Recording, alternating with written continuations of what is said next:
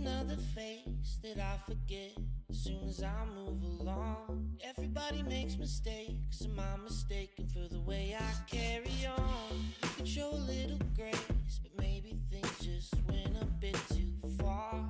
We are just who we are, no time for what if, so what if not? Heavy as the setting sun. Oh, I'm counting all the numbers between 0 and 1. Happy but a little lost. Well, I don't know what I don't know, so I kick my shoes off and run. Kick my shoes off and run. Kick my shoes off and run. Kick my shoes off and run. Kick my shoes off and we could be a happy bride and we could still be blissfully in love instead of being 25 and already feeling like you have had enough. You could be my one regret, infinitely spiraling me down. Sometimes the world feels loud, heavy as the setting sun. Oh, I'm counting all the numbers between 0 and 1. Happy but a little lost. Well, I don't know what I don't know, so I kick my shoes off and run. Kick my shoes off and run. Kick my shoes off and run. Kick my shoes off and run. Kick my shoes off and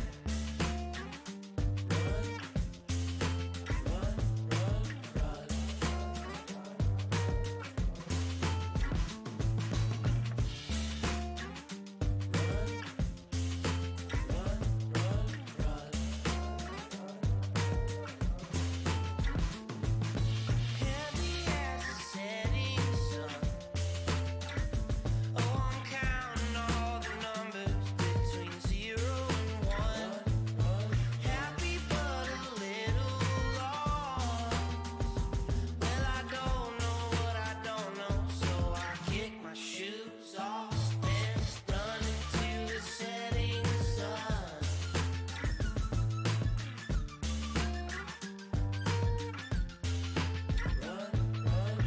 Hello?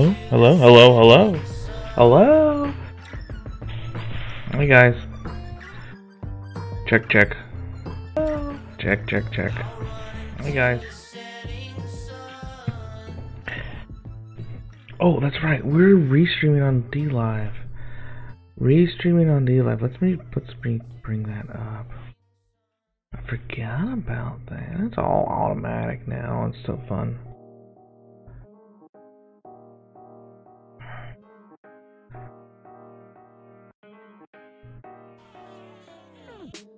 Thank you. Oh my gosh, we got a bunch of new followers. I really appreciate that. I think we're also like restreaming on a couple other places, like YouTube and Twitch out there. So, mainly we're on Twitch, not on Twitch. We're on Mixer.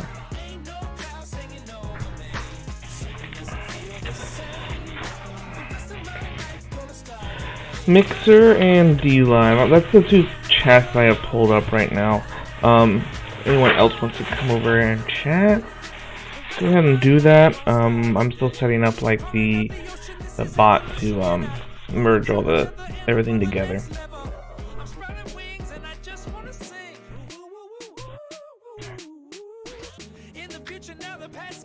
Okay. So, I decided to work on the Sea of Thieves 1.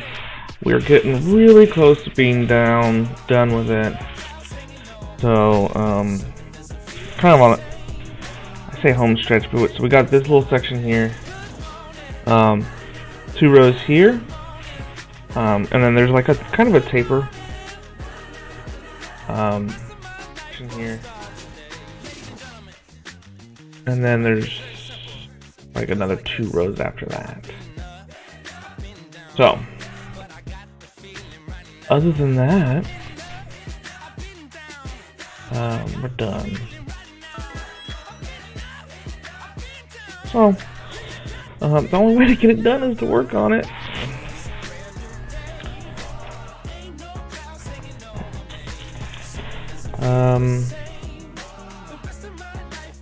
Okay. Just trying to, oh gosh, no, I don't want that.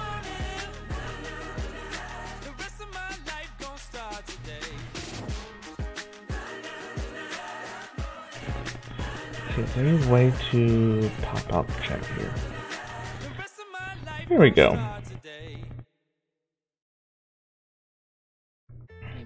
There, now I have both chats kind of side by side. What the? This was in my chat. I bet my cat dropped that off, which is nice. I'm not sure who did that. There was like a pop tab. She was carrying around some earlier.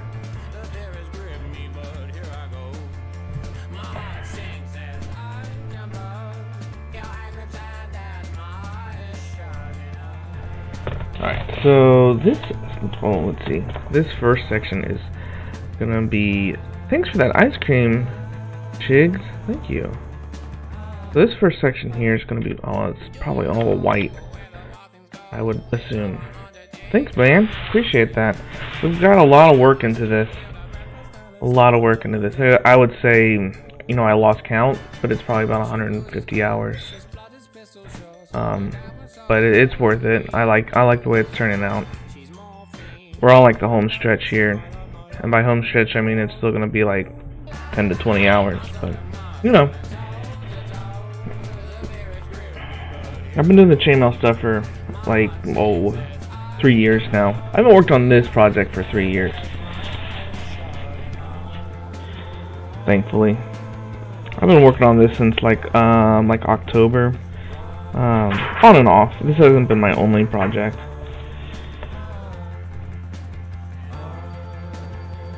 I didn't bring my lights over here. Let me bring this light over so I can see what's going on. There we go.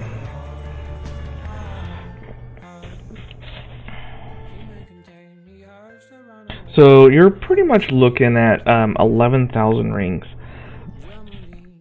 3 different colors, a white, and it's not a shiny white, it's a matte white. It's an anodized aluminum, so they do something to it.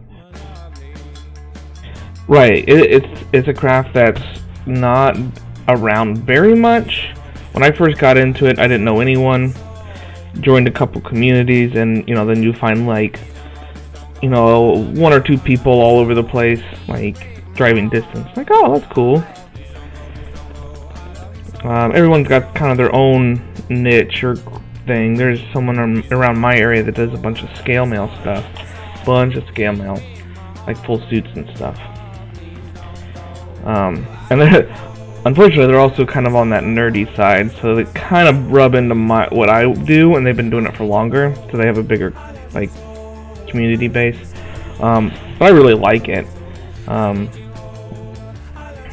I'm just taking that nerdy stuff because, you know, I like playing games and stuff like that too. So, I find that it's kind of relaxing. It's a painstakingly long process. But I think it's worth it. And it's calming too. The thing I like the most is this type of craft. Like, I like making jewelry and stuff like that too. And doing like custom stuff, but doing these like pictures,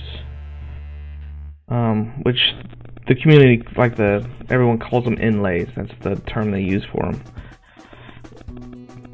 And that's just kind of taking the different, usually working with anodized aluminum, because you can get a bunch of different colors with that. and then like messing with it. So kind of just changing it like you would pixels on a screen or something like that. Most of my stuff, it was originally like some sort of pixel art, because that's the stuff that translates the best into chainmail. And then you kind of have to manipulate the pictures. That way it makes sense when it goes to chainmail. And I don't have a million colors, but I do have quite a bit. I would say like 2 to 3 shades of every color of the rainbow. Some browns, obviously the black and the white. I picked the white because it's a white. The white is like a matte color, and it kind of reminds me of a bone white.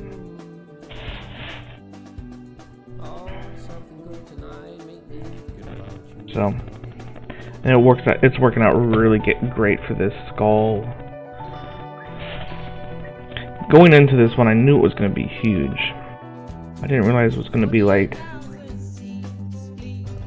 pretty much 18 inches square. I thought it's a little bit longer than that even.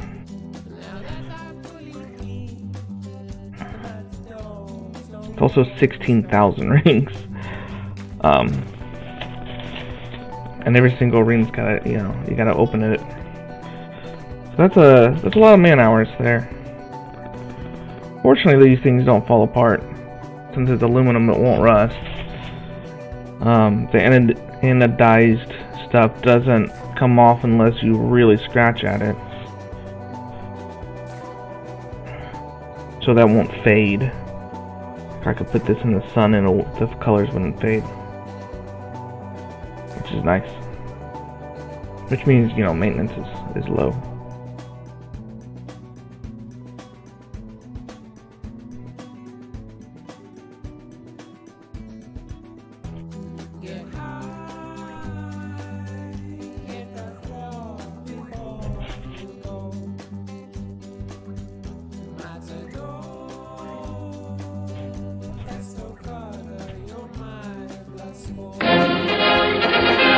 Hey, Obi Minion!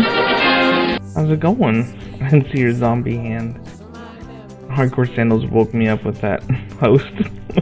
I got startled by it.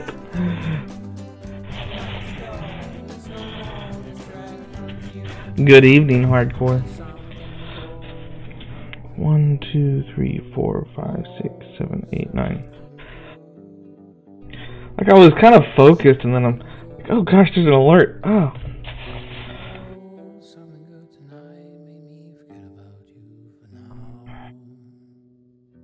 Got my head down working on it.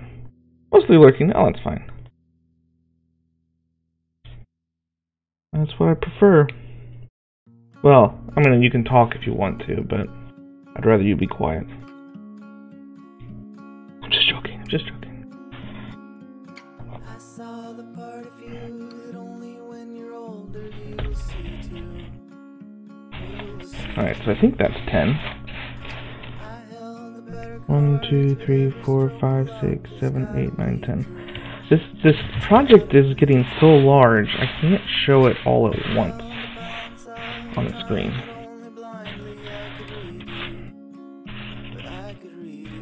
It's like a ticker tape parade. You have to like just move it along.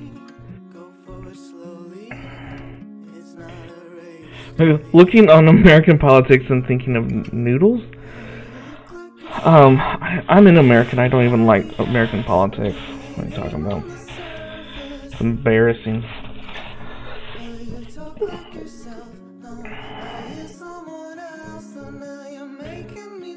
There's some things about it, but I mean, there's a lot of people affected by things of people in power that they're trying to get their own things and blah. I don't like it. Anyways, I think I have a rule for no politics in chat, so I'm gonna ban myself. And thank you for a nice stream. So you guys over on DLive, this is one of the one of my most popular ones to show off. Which I'm gonna make a couple more. I just applied for another convention coming up, which is a curated one. So stuff, and it's like all geek stuff. So stuff like this, they're like, yeah, that's what we want. It's just fun to look at. It's entertaining, isn't it? It's like, oh my gosh. So hopefully I get accepted into that one. That one's kind of a more exclusive group. So I'm hoping and praying. You know, stuff like this. I should have done a different color on the back on this one because the light green doesn't show super well. Or maybe do an outline on it. I don't know. Oh, Minion. I'm guessing you're here for the Minion. Which, we're gonna have to make some more of these little guys. I love them. When you were in chat, I was like, oh, I know exactly what I need to do. And it turned out well. He's even got like little suspenders. I think that's my favorite part.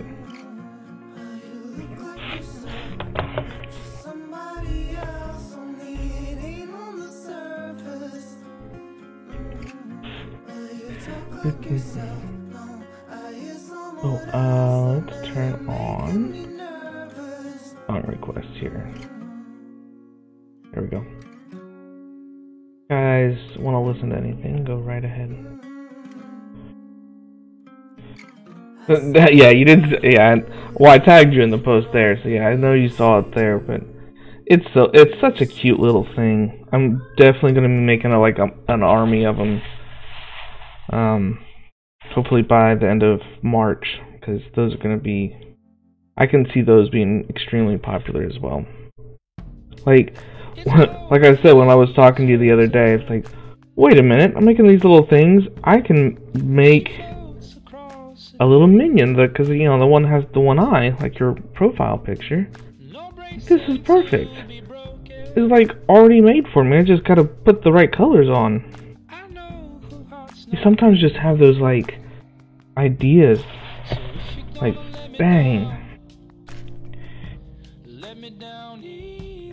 I'm not making you order anything from you. I mean, I know how tempting it is. But yeah, I'm not making you do anything. And of course, I haven't posted it on my website yet. But you're gonna get you alone will get a discount for creative inspiration. I've done that before. You're not the first. There was one lady, one of my first conventions. I can pay with bananas. No, that might not work on that one.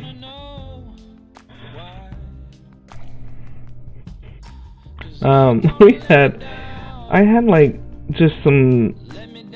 My first convention, I had some like scrap projects, like things that were almost done, but not really. I just kind of like set them off to the side, like, yeah, I'll work on these.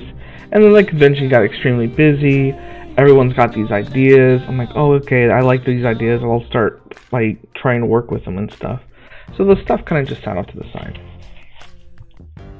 And one of them, I had attempted to make like a little Star Destroyer. It did not work out. It was essentially like a little tapered triangle pyramid thing on its side, but it didn't look like a Star Destroyer. Like it had the little two things on the top, and then I was trying to make the captain's bridge and stuff. It didn't work because it was floppy. Like, okay, fine, I'll just put it out there. And then one lady was like, she came over, like, oh, that's kind of looks. What is that? Is that supposed to be a snail? Like, no. Well, she's like, well, these two things here, they kind of look like eyes. I'm like, well, wait a minute. And I took one of these and kind of just put it right on where the back would be, and it was the right size, perfect size. Like all I had to do, even the same color, it was like a gunmetal gray. So I'm like, okay, well I'll just attach that there, and it looks exactly like a snail. I didn't tell her that I was going to do that, because she kind of walked away. And I was mulling over the idea. So I did it. And I think on the third day she came back, and she's like, "Oh, is that? Did you make it a snail?" I was like, "Yeah, I used your inspiration." It's like, "Oh, how much is it?" It's like, "Well, it's gonna be pretty cheap for you because, you know, you were the creative inspiration." She essentially took 2 unfinished products of mine, and made one full one. So, yeah, I'll give you a discount for that.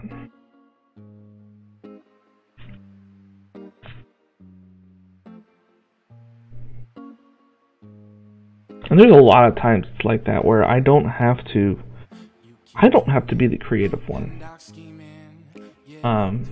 Chat, everyone at the conventions and stuff, they come up with the stuff. Hey, can you do that? Well, I don't know. I guess I could try.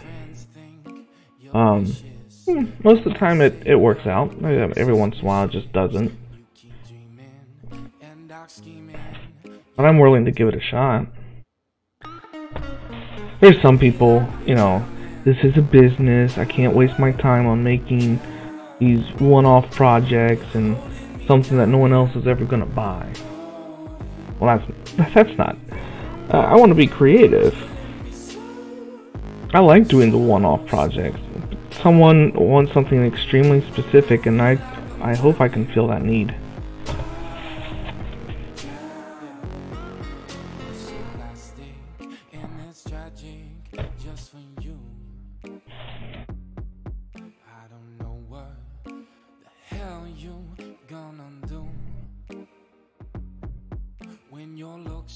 I chainmail Sea of Thieves. No one's ever done this before. I'm probably the only one who will do it. Maybe I get some people imitating it once I'm done with it and posting it everywhere. Hopefully it gets, you know, wows and world renown and all that fun stuff. I'd be extremely humbled if it did. And then maybe someone will, like, recreate it. But I'm not holding my breath. I'm making this because I want to. Alright.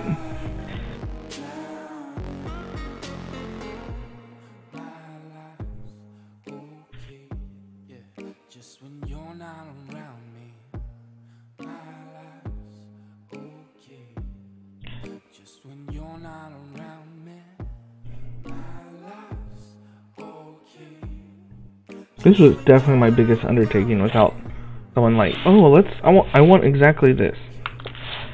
Alright, well, this one was something of a pet project of mine that I wanted to do. 5, 6, 7, 8, 9, 10. What's up? It's time to start. The red want me set into 1/4? No. Each of the little dollop things is 1 slice. Okay. It's about the same size as, like, the cutting device. And I don't want any.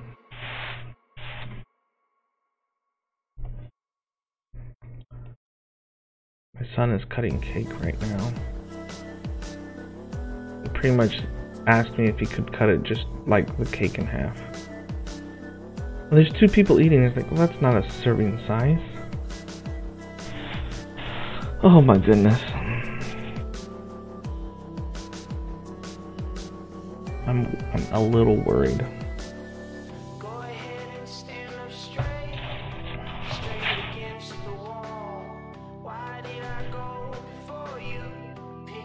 I'm gonna have an entire cake disappear in 2 nights because we had some yesterday.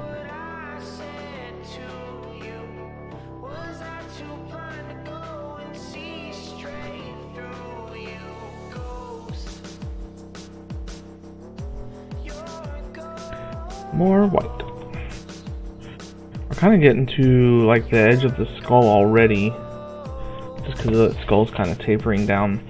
And what we're doing, this row of 10, there won't be any taper on the black, because I want to have that, I want to have like a spacer or whatever, like, you know, show that this is the end of it. And starting at the next row, we're going to taper the sides to kind of give it that banner look that we're going to go for.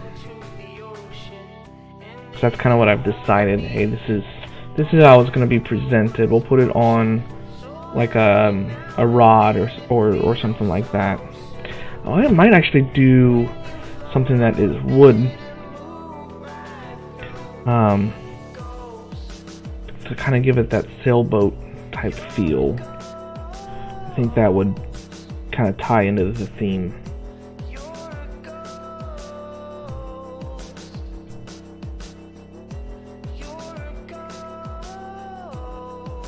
The other thing I'm excited about, I've got so much other inlay projects I want to do. Now that we're getting close to the end of this one, I can start one of the relatively smaller ones. Ones that take a weekend instead of, you know, months. And I'm not going to reveal which ones I'm doing. For all of you that are new to the channel, the way I do it, I start working on it, and then you guys have to guess what picture I'm making. And we kind of play like a 20 questions type thing. You can ask, you know, is it from a video game, or what is it, type of stuff like that. And whoever wins actually gets a prize. That's how we do our giveaways here. The person who actually won, we figured this one out. They figured it out a long time ago. They figured it out all the way up here. It was, now since this was a large project, it was a large payout. So it was like it was a $60 gift card to the store, to my store. So nothing to sneeze at. Usually I do about $10 to $15. But it's a fun, like, interactive game that you guys can kind of play around and play along with in chat. I'm sorry, but I couldn't find it. I can't find the pie cutter. Okay. Do you have a last seen location? Yeah, it was on the counter. It wouldn't need to be. It was probably washed today. So I would check the dishwasher.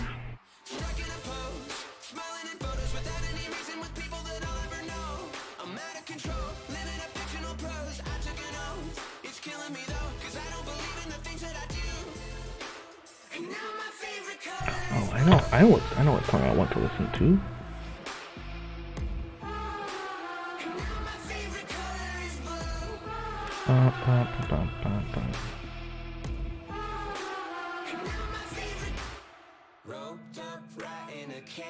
Not that I can find it.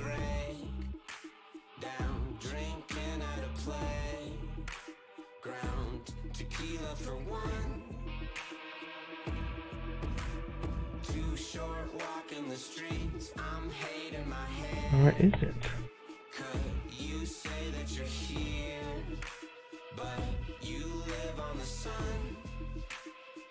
There it is. We'll go a little bit before that one. There we go.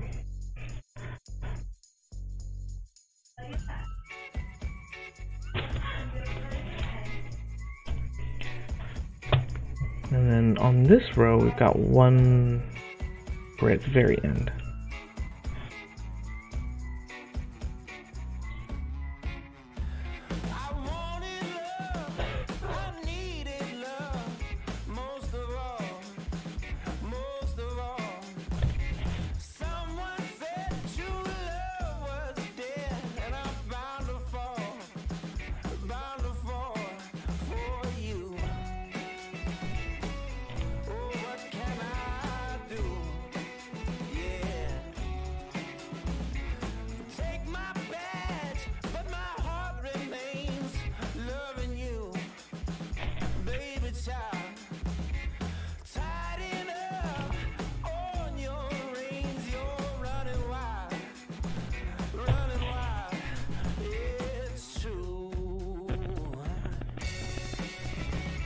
So today I was actually able to finish Kingdom Hearts. Not 3. I didn't finish 3. No, when we got 3, when we have it on the Xbox and PlayStation, I wanted to go back and play all the other ones first. Well, the only way to play all the other ones is to play it on PlayStation, which we didn't have until we got the Kingdom Hearts Edition PlayStation. So, when the new one came out, I went back and played a game that's, you know, what, 12, 17 years old, something like that. So I finished the first one. I still got some, like, trophies and stuff to get. There's some really tough ones. And I started the second one, which is Rechain, which was on like a DS or something originally. It plays rather weird. It's got like a card-based element to it. So that's gonna be kind of hard, but it still is like a real-time fighting thing. So there's a deck building aspect to it. So we'll see how that goes. I'm usually pretty good at that type of stuff. The other thing I've been getting into again. What you need? Huh? What do you need? I changed my mind. I want to do the reset on the cake. Okay. How am I going to test it? We're gonna have to wait then.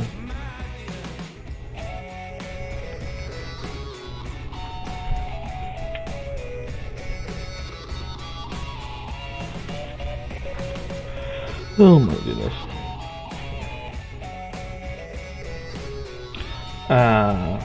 What was I saying? Oh, the other game I was getting back into. Another old game, but I've been out of it for a little bit. It's actually Sea of Thieves. Which is kind of funny because I've been working on this and haven't really been playing it too much. But been playing with my wife and my brother. Sailing the seas again. Since the last time I played was pretty much when the Megalodon was first put in. So there's a lot of new fresh things since then. So that's kind of nice. I mean, it looks like they've done a lot. I mean, there's a lot of improvements to the game.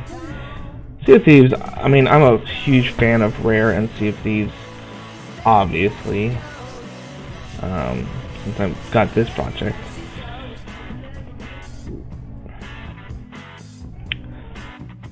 But it's still got, I think they did a poor job with the release of the game.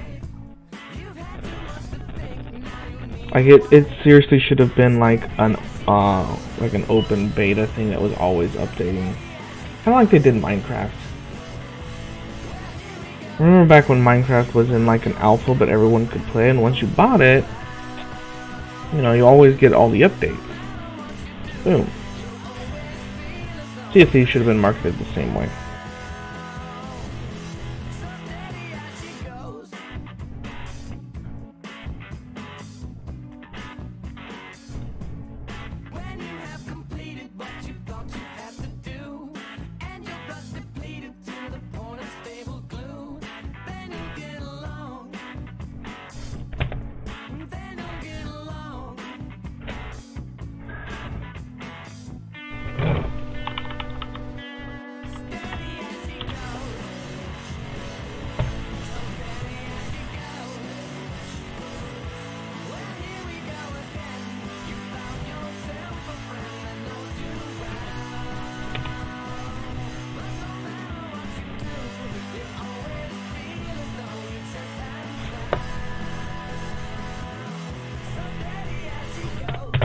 Social alert, what's that? Oh, I see.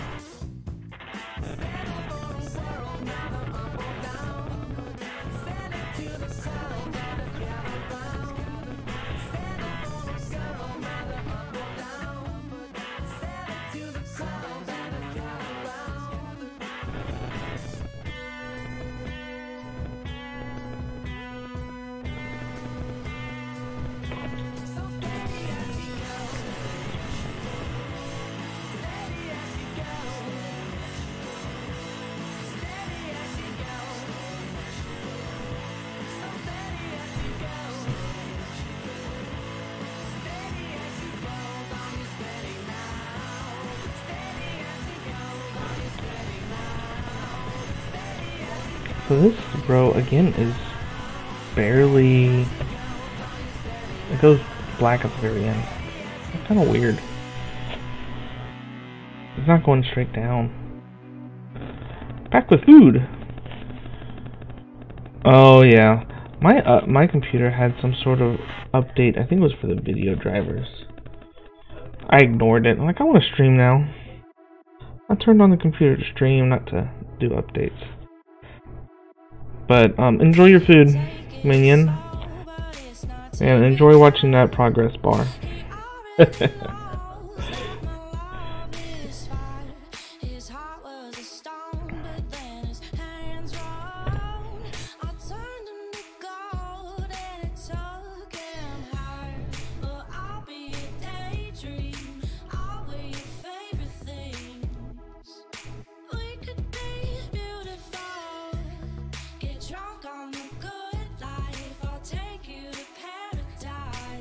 Make sure that's all the way closed.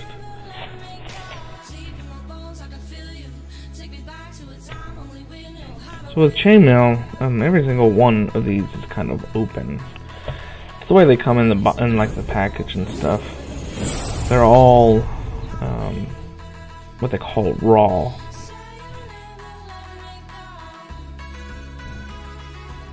So every single one of them has to be either opened or closed.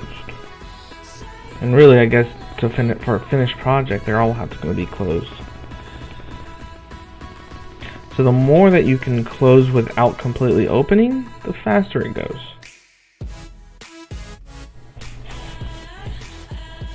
That's a little tip to cut down on time. So I'm really doing 2 rows at once.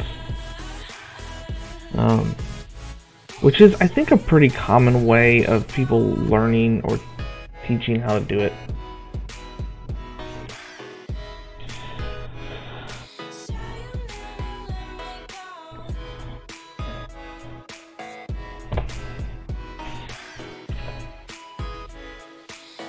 At least with this whip, because it's a pretty simple one, and you can go from doing 1 ring at a time to doing essentially 2 rings at a time, which they call that speed weaving, which I think is a little weird. It's just not doing 1 ring at a time. Which 1 ring at a time, you open every single ring and then you put it on and then you close it and then you repeat the process.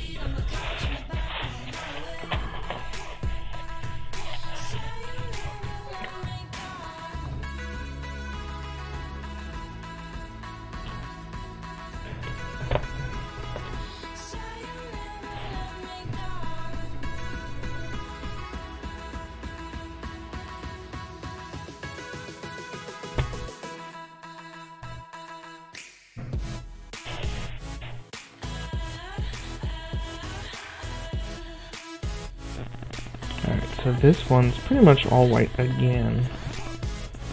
All the way to like the last 3. Yay! Get that edge of the skull.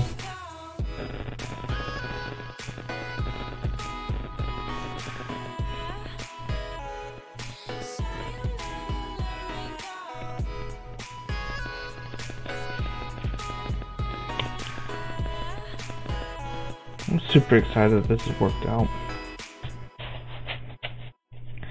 It's always daunting when you buy, you know, several dollars. Several dollars in rings. Like, oh, I'm going to see if this works. I knew pretty early on that it was going to be a success. Kind of when I had like, what's this, like half moon thing at the top. A lot of people are like, are you making the moon? Are you making the Punisher? Which, I mean, the Punisher would be a cool one too. I don't know if I'd make it this big. But it'd be the right colors for it.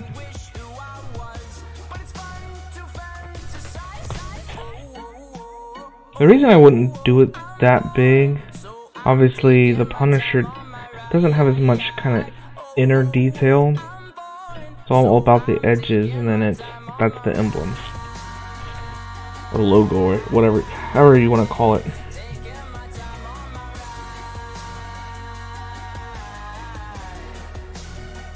So we can kind of do it smaller without really losing any of the message. For this one, I was kind of experimenting with something around 50 by 50 pixels. It isn't very big. It's about the size of like an emote or smaller. And really, when it comes down to it, less is more when you're down to that size. But to scale down, like the birds in the sky, they turned into being about 1 to 2 pixels each, which kind of makes sense when you're looking at a full picture of it from very far away, or like a emblem. When you're doing it in chainmail, a single pixel turns into a half moon, because you're really only seeing half of the ring. The other half is on the backside and being covered up by everything else.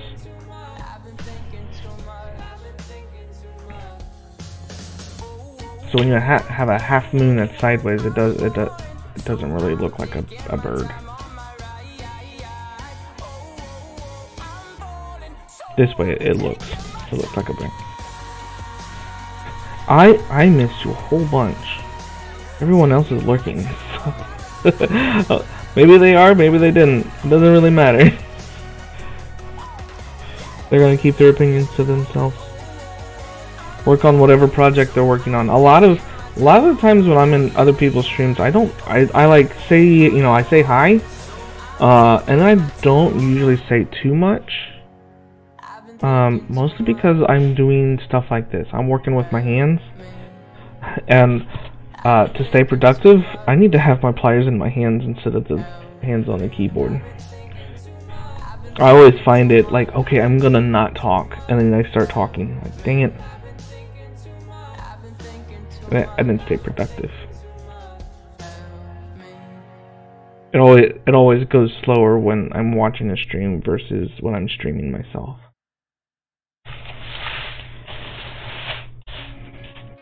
And that's something I've learned. That's the last 3. That one's white. And there's a lot of people that are kind of with me. You know, they'll turn on my stream and we'll craft together, essentially.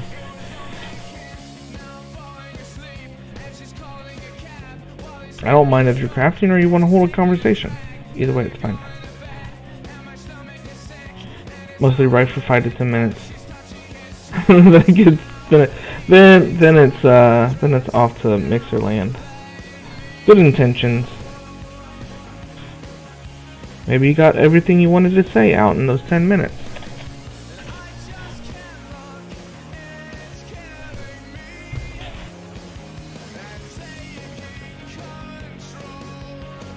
Everyone's gotta have like a little creative outlet. Something they do to create something. Either it, you know, writing, creating a story, creating memories with, like, you know, photos or art.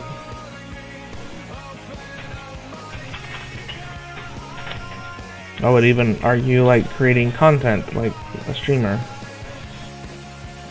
I think it makes you feel yeah, not really a talker. I think it makes you feel you have a little bit more self-worth if you're making something. Cosplay would be another one. It's a making, it's a process.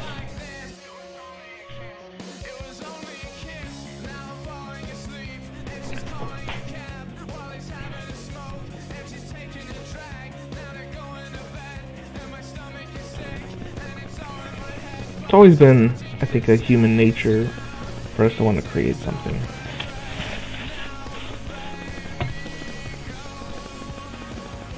Alright, that finishes up that 100. Oh, really good time. Wow.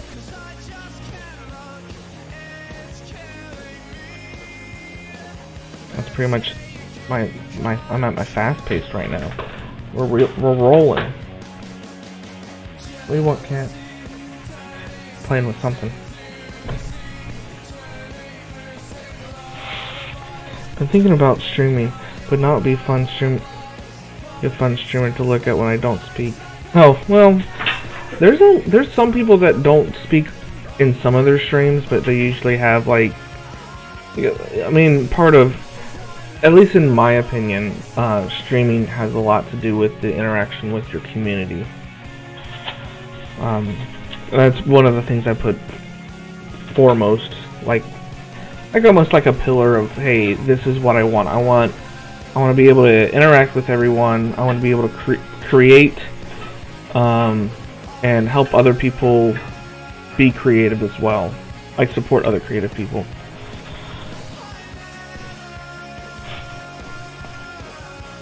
But there's some people that, you know, maybe you just want to stream, you know, the games that you're playing. Some people, oh gosh, what was I was streaming, this is a long time ago. I streamed games for a little bit, and I did one of my best streams, I did Assassin's Creed Origins. I just did the like the Discovery Tour, all the stuff about, you know, all the interesting stuff about it. Didn't talk a single bit, and I had like 10 people in there just essentially lurking because they weren't talking either, but they were interested about the history of ancient Egypt and stuff and wanted to watch. It was really cool.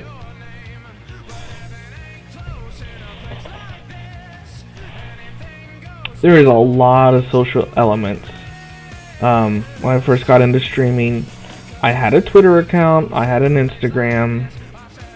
I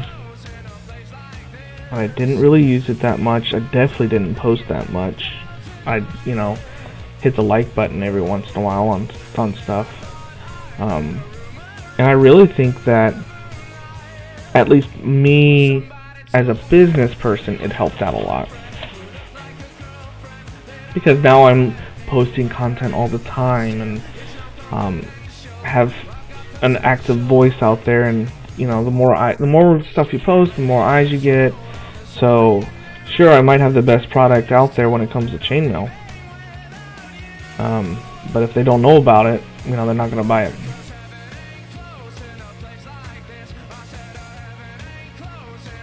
How? Yes, Minion the Monk.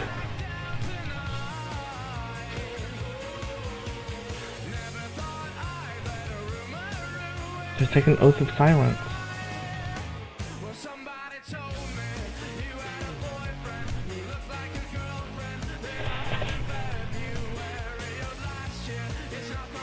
Yeah, we're kind of getting down to the last bit of this skull right here. I love it. I love putting the edges on. Finally give that white space some purpose. Doesn't go on forever.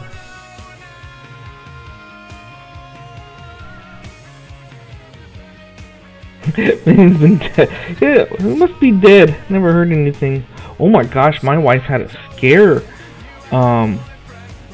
Yes, I think it was yesterday about that. Essentially the same thing. One of her co-workers went to lunch. He pretty much gave his badge to a guy's like, hey, you know, I'm going to lunch, hold on to this if you need to get into the back room. He was like the inventory guy. Like an hour or two went by, and it's, you know, they got a half-hour lunch, and no, he wasn't back. They called him, he wouldn't pick up the cell phone. The roads out here were kind of slick that day. They thought he might have got in an accident or something. I couldn't hear anything. Turned out he quit. He just got up and quit. Like, oh, well, that's one way to let them know that you're not coming back.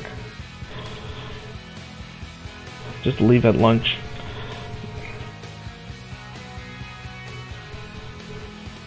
Which kind of, I mean, it's not the best. I mean, I wouldn't have done it. obviously he was probably mad about something to kind of leave at a mid-shift.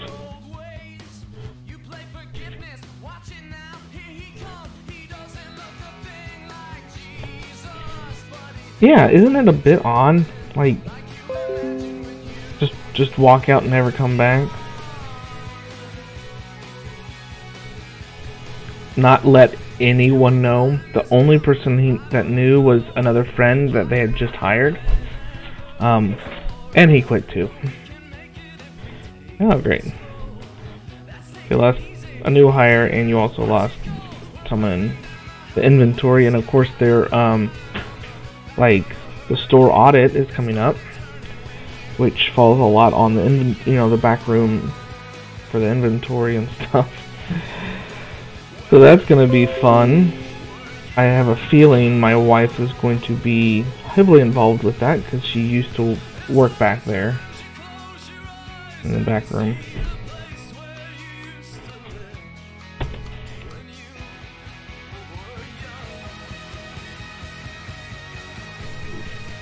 But yeah, it had everyone worried. Like, gosh, did he get in an accident? Is he even alive?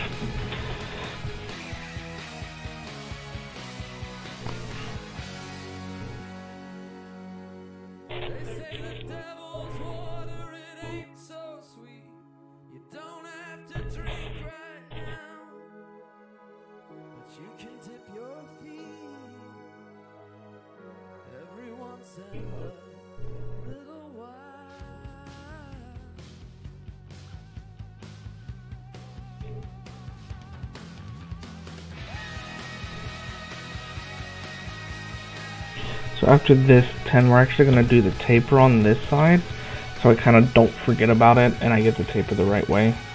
It'll be easier to do it coming from the other side. So I'll put a little spike on the end to give it, and then walk out. Well, I mean, people have done that before, right? I've seen, you see the viral videos of people like posting I quit videos. I think that's pretty, some of those are pretty funny.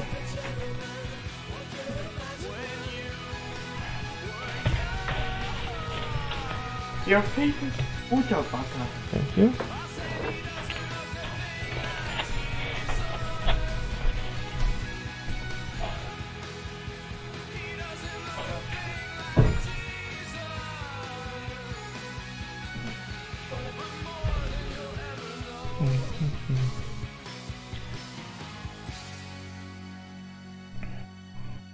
There was one job I had that I had debated about doing something like that, like just leaving at lunch and never coming back. I don't think I was ever financially stable enough to just be like, yeah, I'm gonna walk out. I mean, maybe if I had another job lined up, like if I thought about it enough, like, hey, I should just get another job here and then walk out of the other one. Kind of have your hand on the next vine before swinging and letting go of the other one.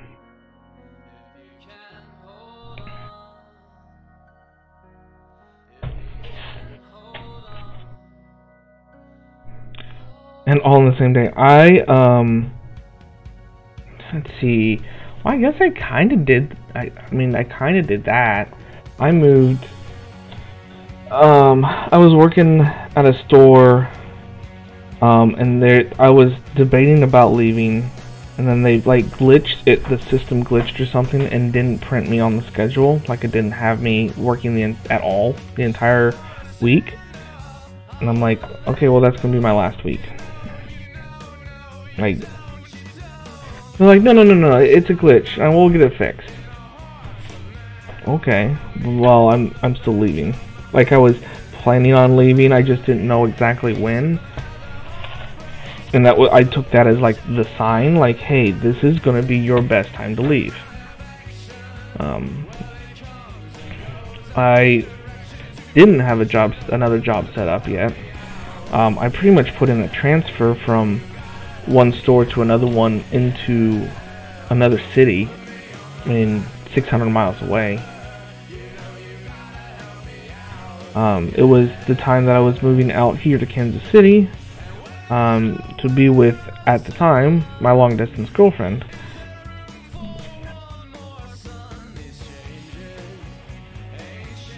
Who is currently my wife.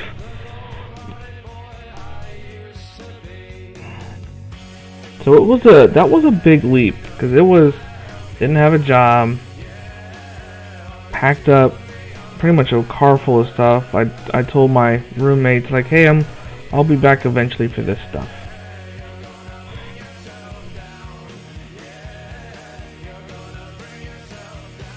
And we kind of just winged it, making up words now.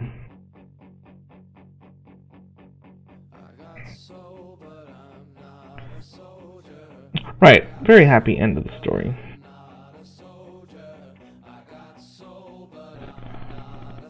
Not only that, 3 months into it, we had both gotten jobs within like a month or something like that. Cause she had lost her job. Well, it was something about like she came out to visit, and she stayed there for like a month, and then they, like, well, you don't have a job to come back to because took all your vacation and then some. Like, okay, well, that kind of makes sense. And then our house burnt down while we were out getting more of my stuff. Great.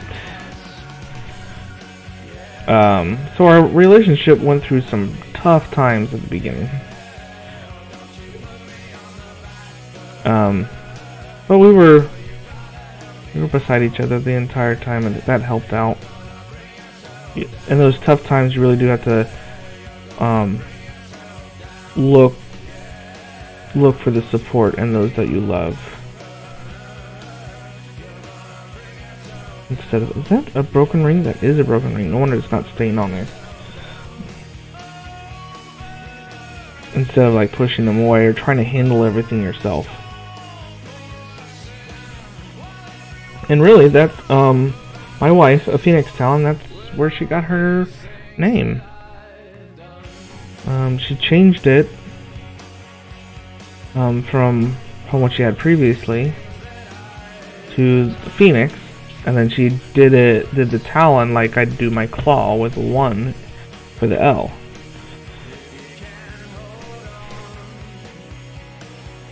Because she was kind of reborn in that fire.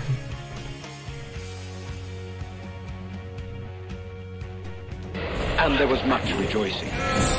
Playful Walnut. Thank you for that follow. Yay.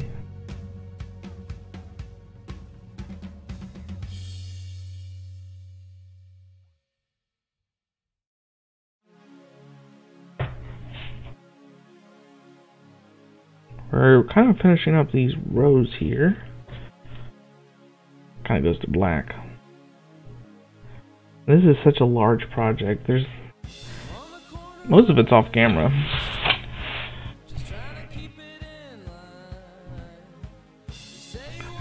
You can't really work with it too much with it being at a certain angle. I try to keep it on camera as much as I can.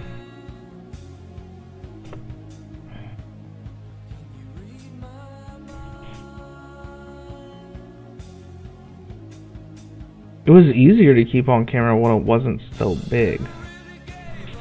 When we got about a third into it, we're like, oh my gosh, this is gonna run off the table. Yay! Although they haven't said anything, yay! Oh. There's a room full of lurkers. And I'm not calling any of you lurkers out, I'm just saying. Minion's like, I want someone else to talk to. This dragon guy's getting boring.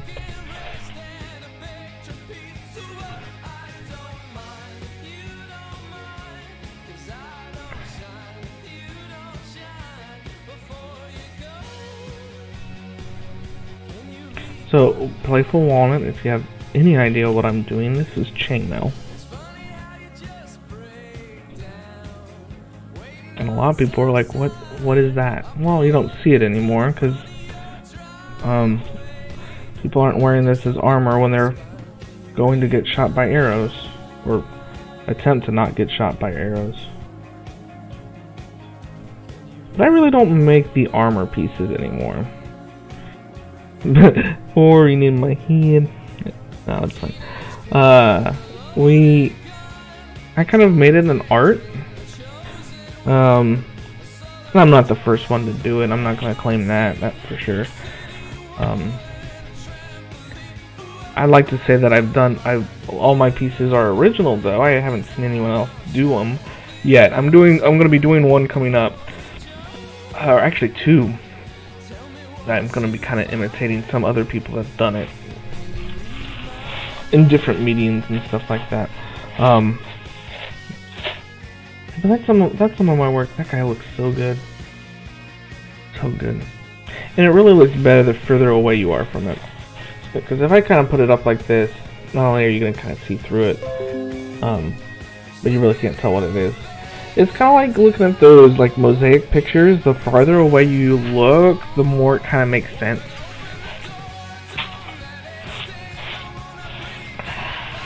So you can kind of see thieves.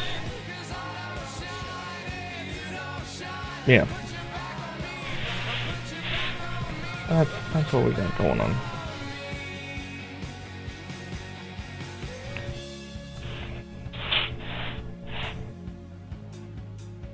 How you guys doing over on DLive?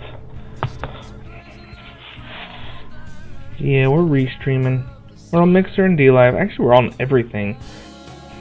Funny story, I didn't realize I still had everything like still attached. So we're streaming on like YouTube and stuff like that too. Xenogear, thank you for that, host.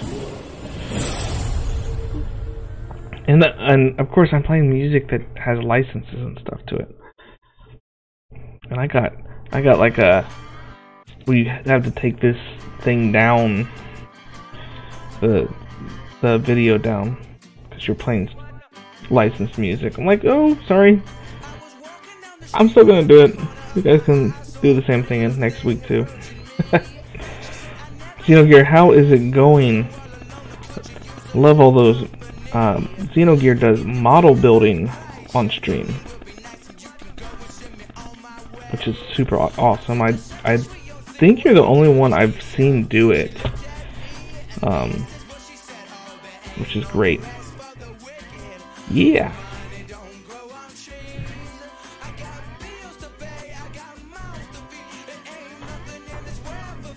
Does anyone else want to play Borderlands now?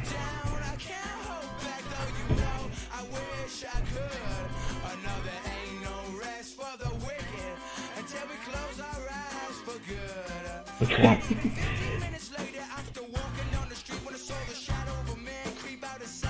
Yeah.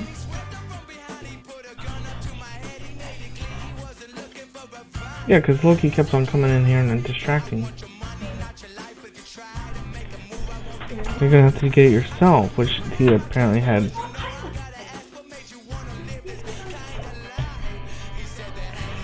Skyrim. The song makes you want to play Skyrim, or is just the chainmail makes you want to play Skyrim? I think we're almost at 12,000 rings. Yay.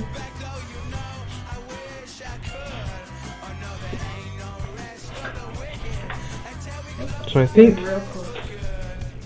both. Nice.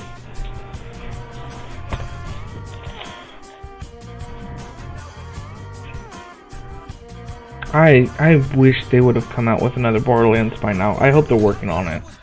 It's such a good franchise to not to let it stop. Should have always been working on the next one.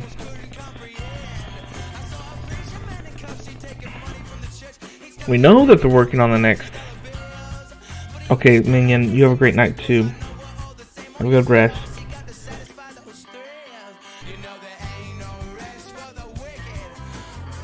Borderlands was meh. Well, you're entitled to your wrong opinions.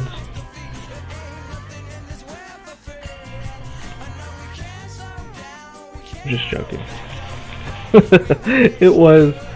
It's a great game to play with friends, and it's one of my wife's favorite franchises.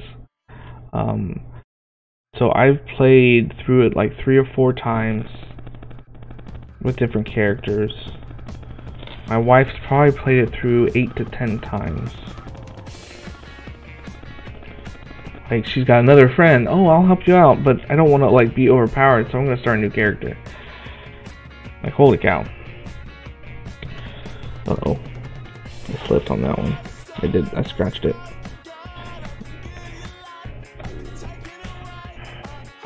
Oh, yeah, the first one did suffer from that, didn't it? I think they kind of, well, I mean, they did it for, oh, this is a big open space. And then you have enemies spawn in different locations, but yeah, I mean, most people are usually turned off by like the cel-shaded style of the art.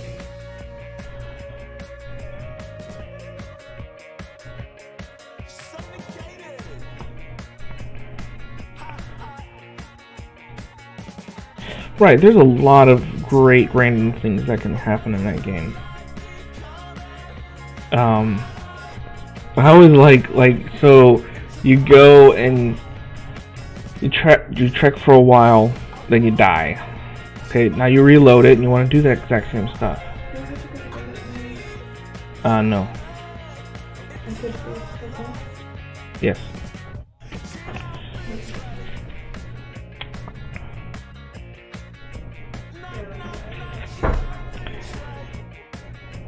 Wait, so you reload the game, you go do the exact same stuff, and sure enough, like something else random happens that you're not expecting. Like you're expecting, oh, this guy's gonna come down and attack me, and I'll be ready for him, and then a stupid dragon shows up or something like that. There's a lot of games that have really done a good job of that now. I think one of the other ones, XCOM, which is kind of a tactical turn-based shooter game. So there's many times where screw up something, someone gets flanked and dies, so I'll reload it. Well, when you reload it, something else other happens. Like, great, I'm ready for this flank attack and they never come, and I'm not prepared. So that it's very beneficial for that random element in the game.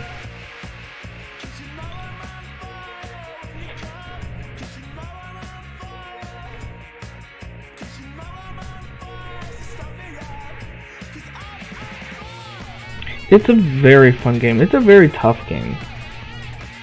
If you like, I would say if you would like chess, if you like playing chess, you would like it.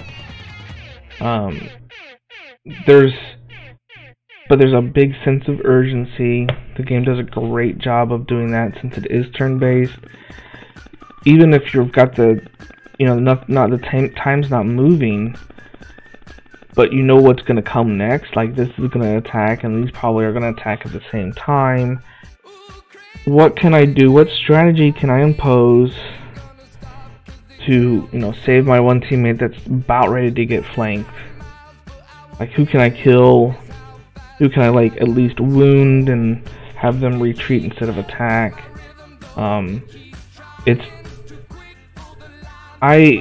The first time I heard about it, my wife was like, "Oh, you haven't heard of this entire franchise?" Like, no. And I've always liked, Final Fantasy Tactics, but this is putting it on steroids when it comes to, like, fighting aliens, and you have railguns, and you have a base to manage. So, if you like any of that stuff. Yeah, I didn't even see your comment, Xenogear. It's like Final Fantasy Tactics.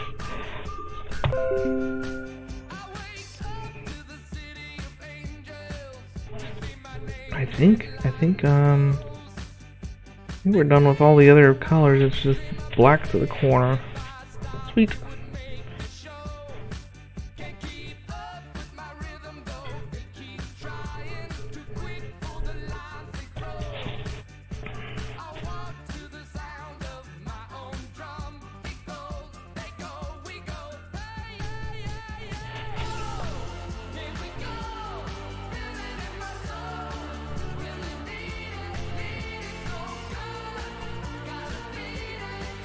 It is like Final Fantasy Tactics, where you have, you can, as people level up, you can spec them for healer or for the close combat stuff. The ones that I really like are the snipers. You can get them leveled up to the point where like they have an Overwatch, so anything that moves, like, it's pretty much like holding your turn. Anything that moves, they'll shoot at.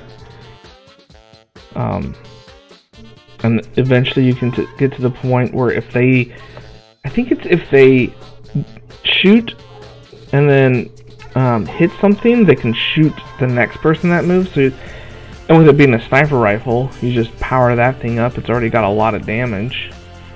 Boom, you are like just mowing people down that are trying to get from one cover to another.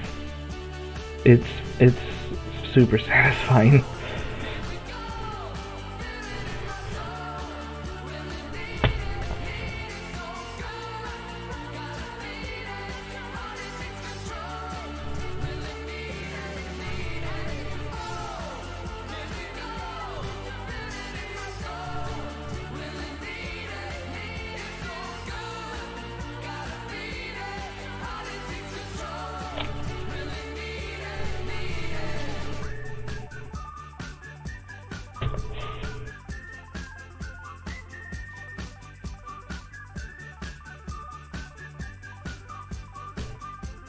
There's another game out there that I think it just hit Xbox. I think it's on Xbox Game Pass, called Mutant Zero One. I think that, or 0 Hour or something like that. Which kind of plays the same way. I've done a little bit of it. It's just as difficult. It's still turn-based and stuff. There's a little bit of a different element to it that I'm not used to, and some of the battles are just super difficult because of,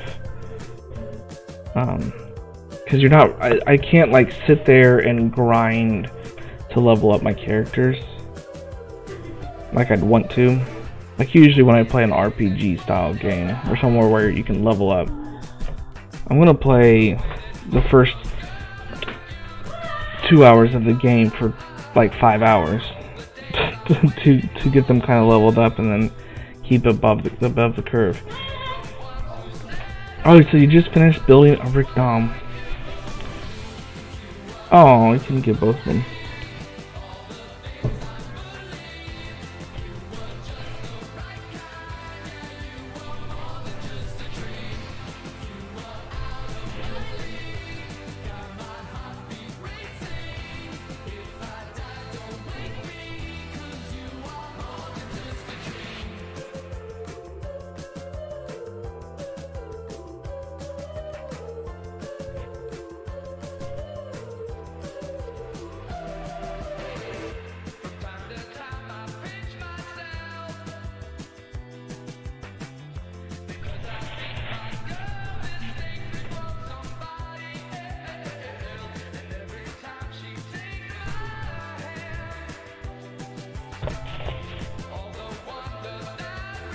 I just black all the way here to the edge.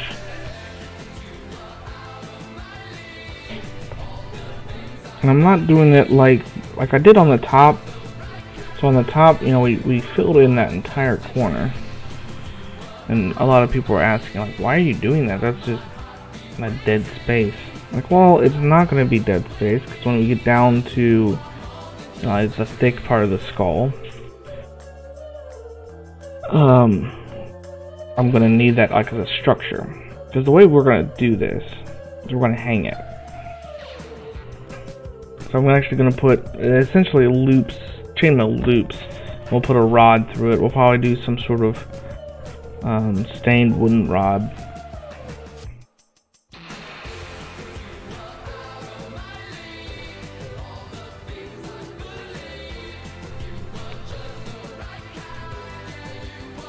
And I need that on the very end, that way it kind of doesn't fold in on itself.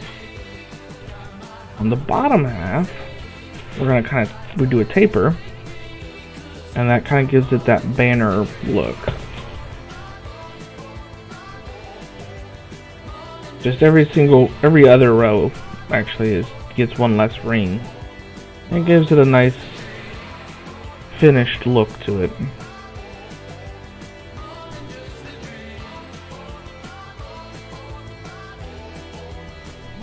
And we've got the space to do it. I mean, some pictures, it just doesn't work out that way. But with this one, since there is kind of that black space in the two bottom corners, I can do that taper and get a different feel to the piece.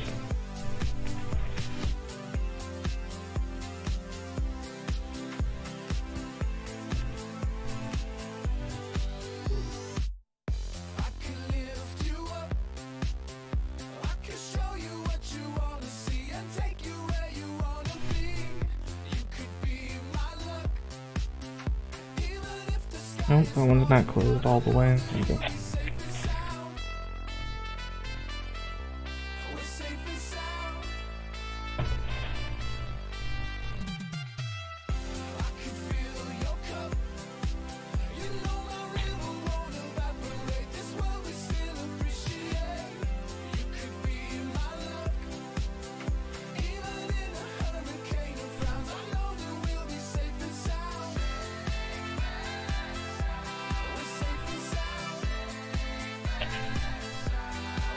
So I started playing Sea of Thieves earlier this week again. Been kind of I had a hiatus from it, and when I got done one day, I was like, man, I wanna go work on the Sea of Thieves. So I worked on it for about an hour or so after I got done playing. My wife comes in. So Sea of Thieves, the game inspired you to work on the project.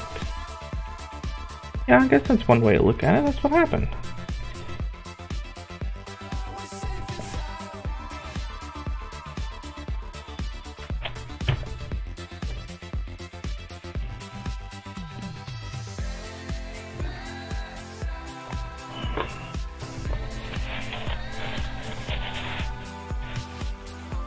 Just a little bit more here.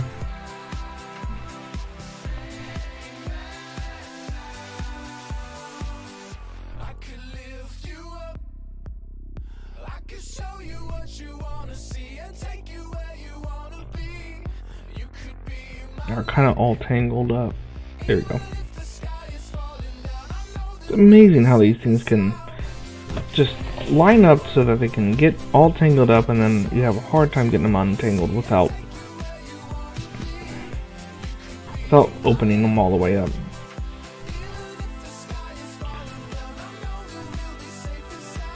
I don't really mind if they're tangled in a straight line, 'cause then I can kind of work with that into the project. It's almost like kind of taking a piece of string, you know, as your needle with a needlework or stuff like that, and kind of just use one at a time. But when they're kind of grouped up in a big cluster, it makes it difficult. So like, these are all like attached, and kind of do it like that. They might fall off, which I guess would be okay too, because I'm gonna need them separated eventually. But when I'm doing all one color, I'm actually happy that I'm getting like a large string like that. I don't have to go back to the bin. They're all kind of already here. And it kind of clears up the container too. Because if I only needed one down the road, this group of 5 here, I'm not going to find and try to separate later. So it saves me time down the road.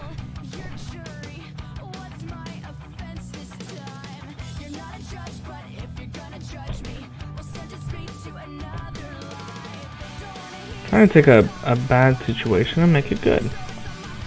Oh, these are all tangled together. Well, we can actually use that to our benefit.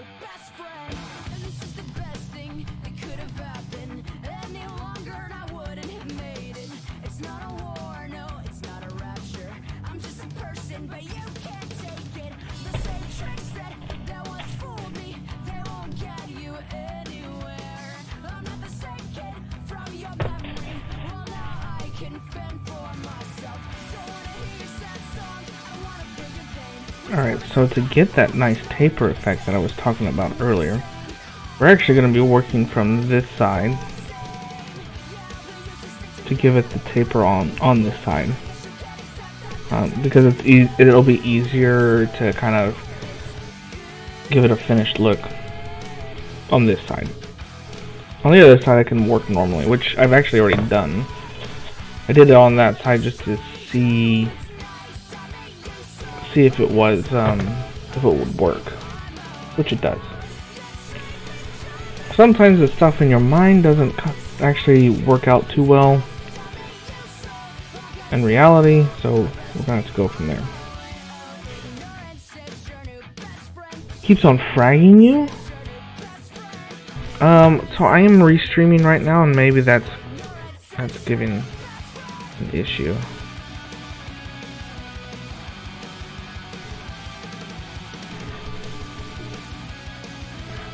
So we're restreaming on DLive. Let's see if DLive is having the same issues. I kind of see it on my side too. I'm like watching the monitor of it. Chat is hidden. Oh.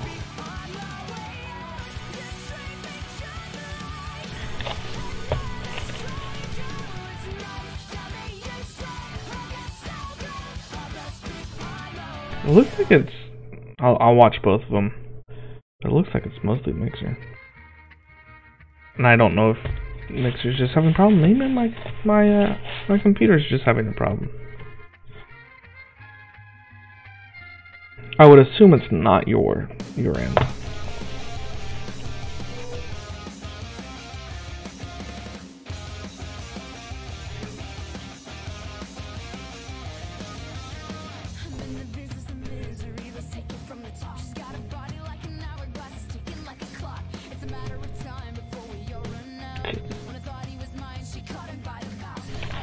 So what's been up with Zircon? Yeah, I know what, I haven't seen her around for a little while. That was like a couple weeks ago I saw her. But yeah, usually they stream pretty regularly and I haven't seen it. I haven't heard anything. Let's see.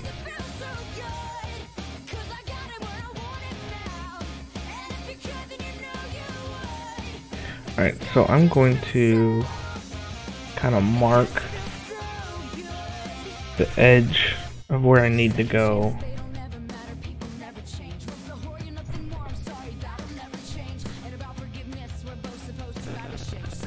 On this side, so I don't kind of cut into like the rest of the project where I want my taper to be. Which is going to be right here.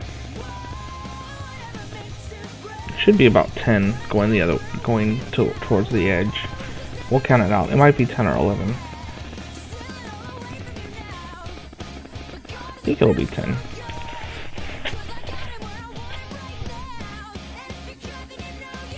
We put that one 1, 2, 4, 5, 6, 7, 8, 9, 10. Cool. Okay, so this is going to be a little weird for me. So I'm essentially working backwards from what I'm what I'm used to. Essentially, like trying to walk backwards. So I might mess up more than twice.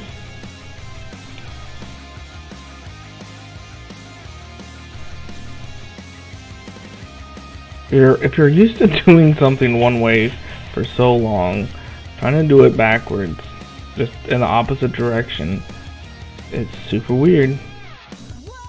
You got that muscle memory, and now you're fighting that muscle memory.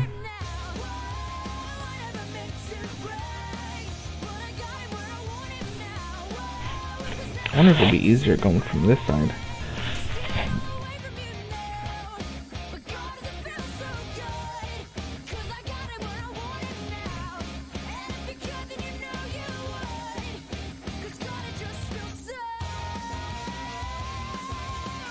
It's still weird. I can kind of see it a little bit better. We'll try that.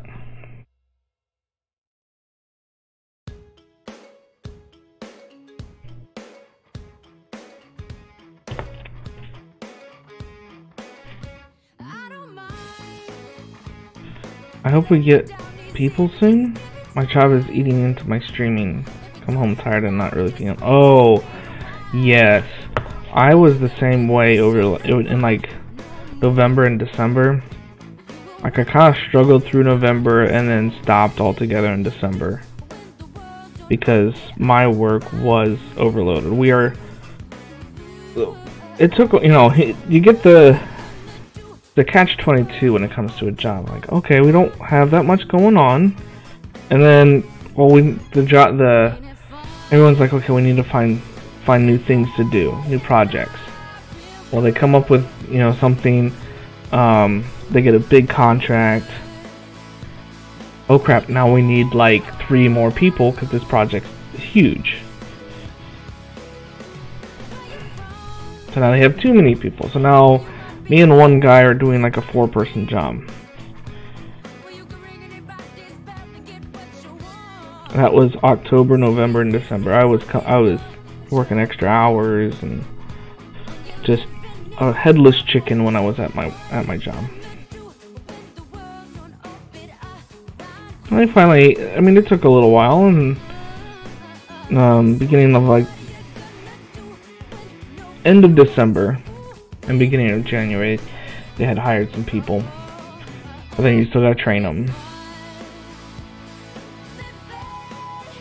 I guess not. Wow, I guess a couple of them were there for, beginning of December.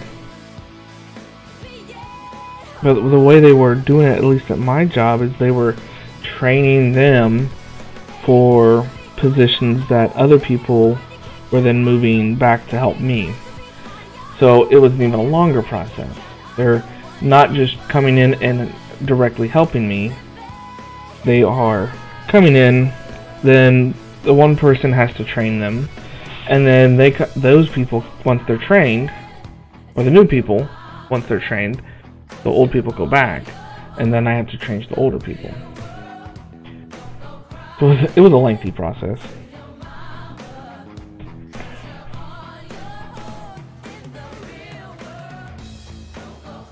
And no matter how hard you try to like put that stuff, kind of compartmentalize it,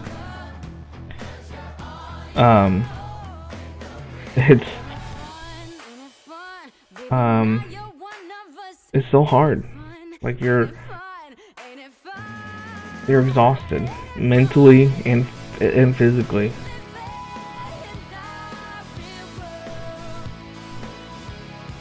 We're not really designed to like completely shut off from one thing to another.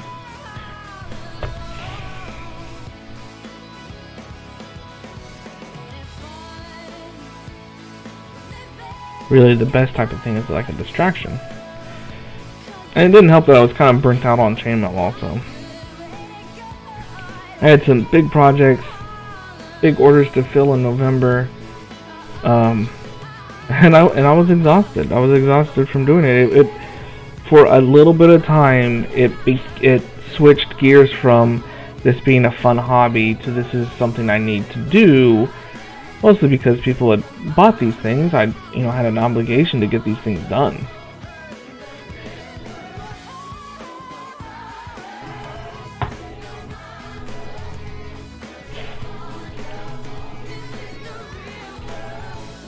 And it's back to like, it's a fun hobby. It's something I look forward to doing. We'll see coming up if I get burnt out again. So that's gonna be interesting.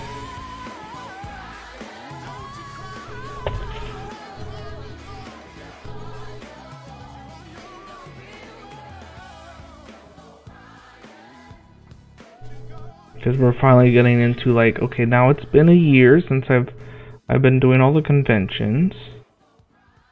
I did about 4 the year. I had my plate full almost the entire time. So now I need to, like, I'm going to be more popular next year. I assume sales are going to be up. They might not be. I have other things I do besides modeling, so I'm good on that front. I haven't touched my art stuff. So, oh yeah. Yeah, I tried to keep it like, one hobby at a time, but that's usually not the case.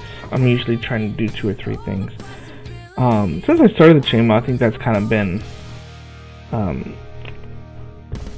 more dominant than anything else.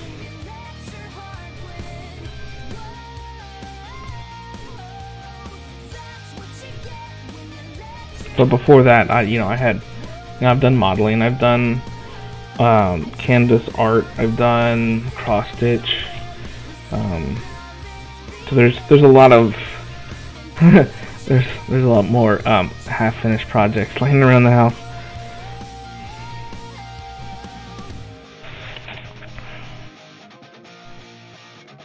Okay, this is a lot easier since I kind of flipped I'm essentially doing it from the back side. But it's, it's all one color, and since it's on the back side, it's exactly like I'm used to, which makes it a lot easier.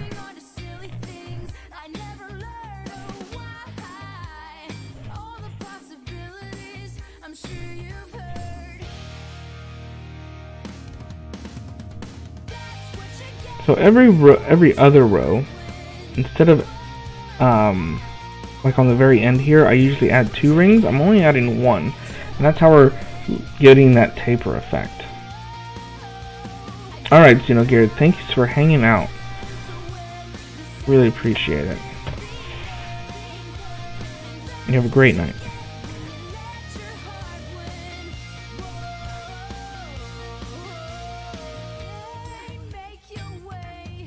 Holy cow, man, thanks. That's a lot of sparks.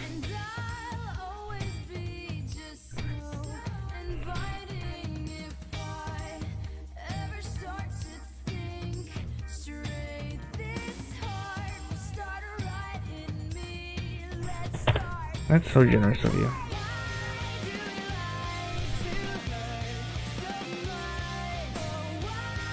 Ooh.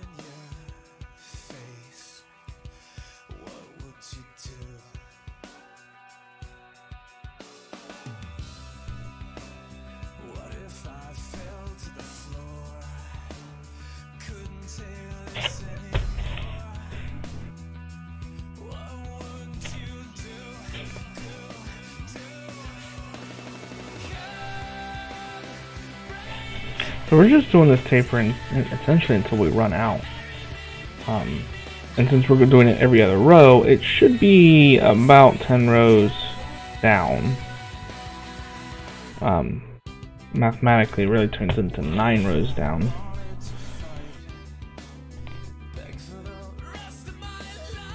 Well, just because the 10th row is 0. So we'll see. You'll see that in like the next set.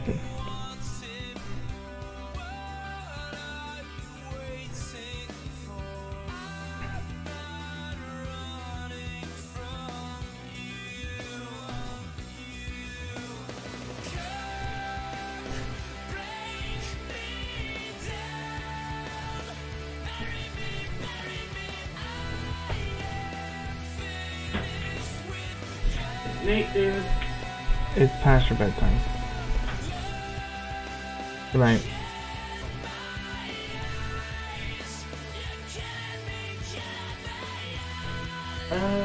Dragon? Good night. It's past your bedtime. How about the... Never mind.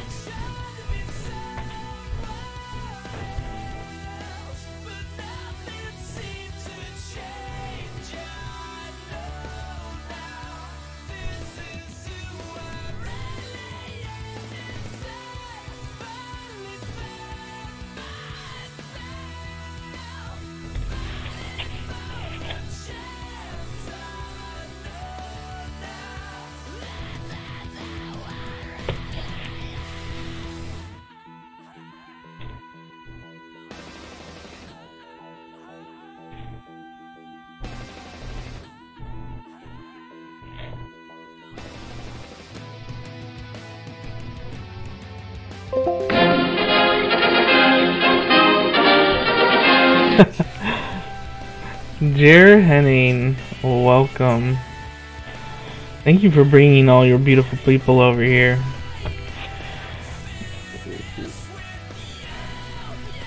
Hi, water bottle. And there was much rejoicing. Yay! D3AD11. Thank you. I think it's Dad. Dead, that's what it is. Knuckleboard, thank you. Hola.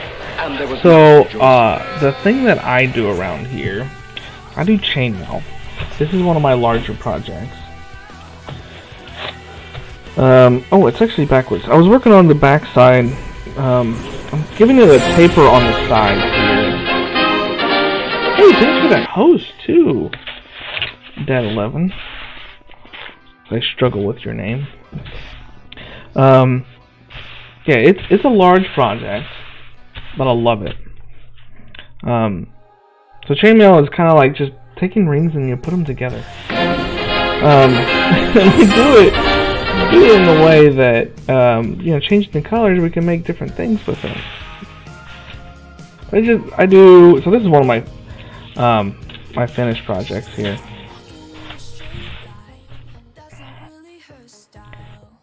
This is Joker. Thank you, Monkey DKS. Thank you everyone for those follows and hosts. That's just rolling in like that. I really appreciate that. This one here, very, very large. 11,000. We're almost. Actually, we're at 12,000 rings now. Thanks. Thank you guys. It's been a lot of work. DKS. Yeah, it feels awesome too. We're getting down to the part where we're almost done. We've got like just the pirates to put in that kind of completes that skull.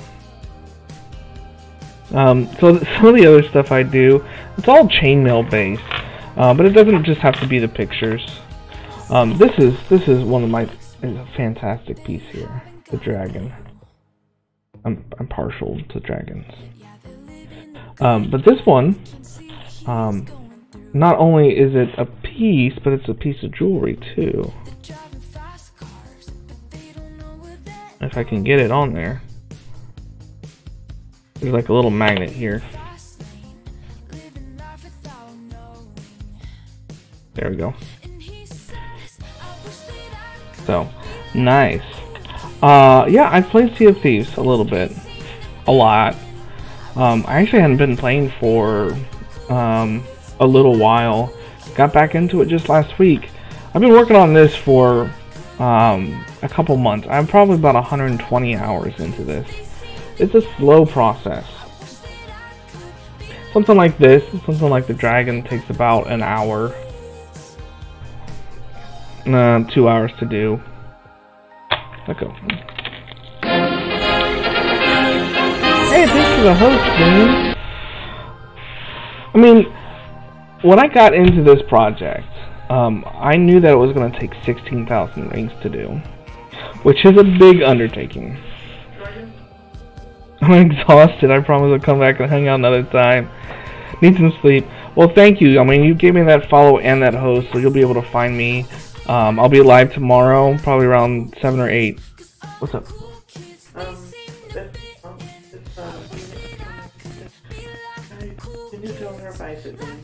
Okay, I can do that.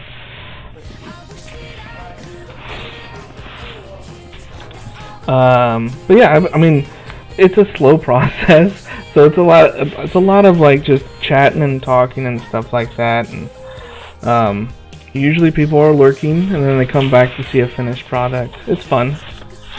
Good night. Hey, water bottle. It's super weird that you're not green.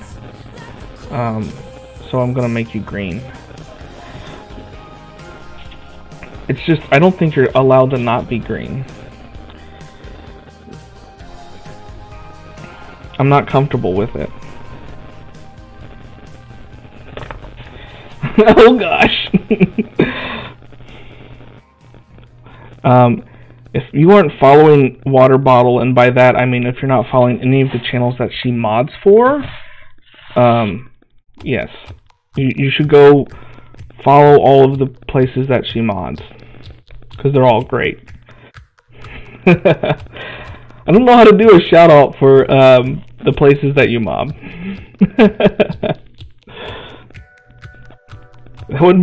That would be Jared Henning. That would be Storm the Bard. That'd be The Last Mage. That would be 7 of 7. Tyra Dance. Just do it. Go to all of them. I'm sure I'm missing a bunch. Yes, we need moldy water bottles here. Wait, what? No, that's not right.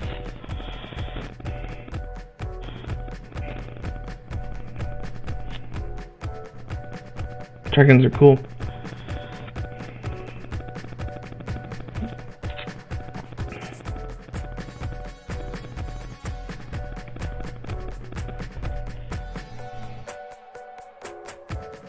We're putting in a taper here. We're kind of near the bottom. And by doing that, I'm just like every other row I'm taking out a ring on the edge, and it's gonna kind of give it a nice tapered feel to the end of it, like a finished piece. This thing is large. It's 13 inches across, scrunched. And then I don't know how long it's gonna be because we're not down there yet.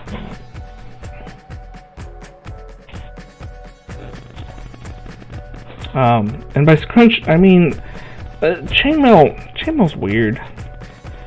There's a lot of different weaves to chainmail. This one is kind of your common one. This is your European 4-in-1, which I don't know why they call it that, other than the 4-in-1 Just means that there's 4 rings going into each other ring. And chainmail's rather slinky. You can kind of see it and feel it. Oh, here we go. Oh my goodness. Yes. Oh my gosh, yeah.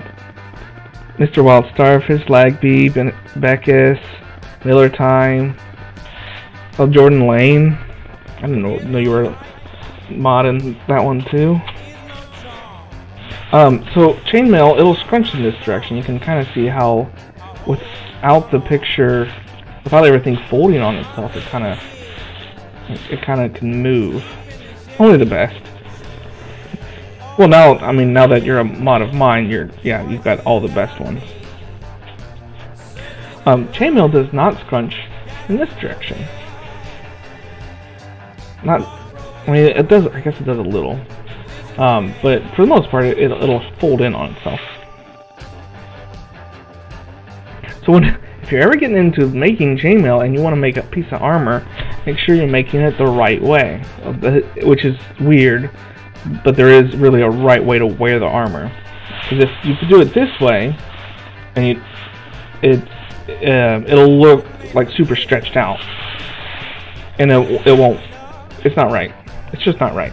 And there are some video games that, texture-wise, they have them flipped, and it bugs me. It bugs me because they got it wrong. Because they're not wearing the armor right.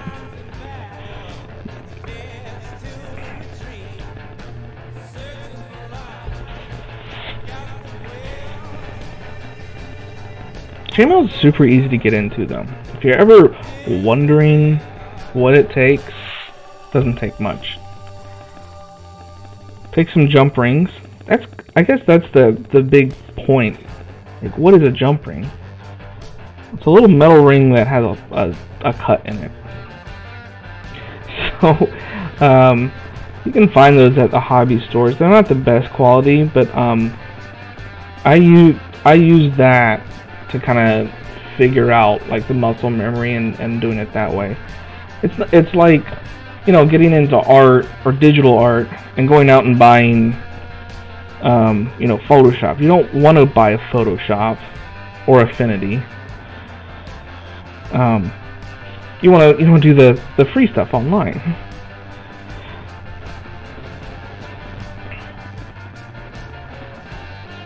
So just something to get used to it. See if this is something that you could actually use. When you really get into it, then you can go to the specific suppliers and get the good quality stuff. I actually have my first piece that I did right over here. This one, oh yeah, here it is. I just bought like a small bag and kind of started putting it together. There's actually 3 different colors of metal in here. Like just a mild steel that looks like it's rusted, a stainless steel, and the copper. This was like the very first piece I ever made. Essentially made it a bracelet. But it's a fun thing to like show off. I ran into some huge issues just starting out. As you would expect, you know, new craft, learning new things.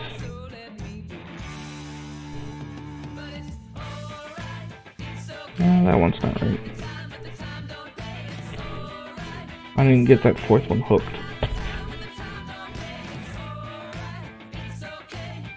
I guess so the first thing you need is the rings. Second thing you need is the pliers, and the third thing you need is the patience.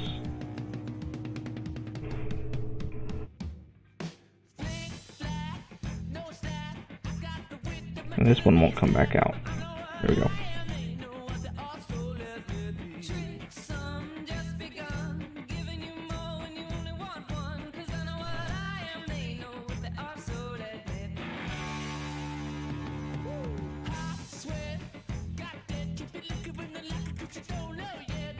Okay, here we go. Got it fixed. I think that's one of the things I like about chainmail too. It's easy to go back and fix things. Easier than a lot of other handcrafted stuff.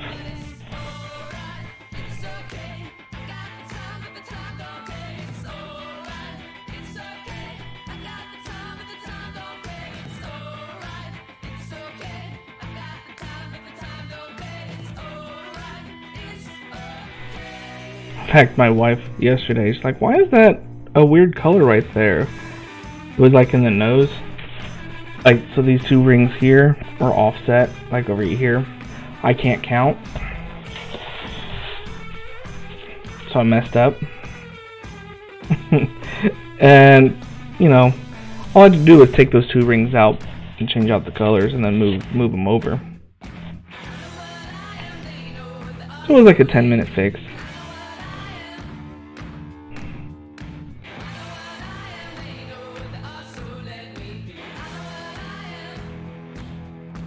It wasn't too bad. I don't know how I did it. Not only that, but I didn't mess up anywhere else. It was just two rings out of place. I was like counting around, like trying to figure out, like, okay, did I mess up somewhere else? Everything else looked fine. From what I could tell, I didn't count like all of the white over here.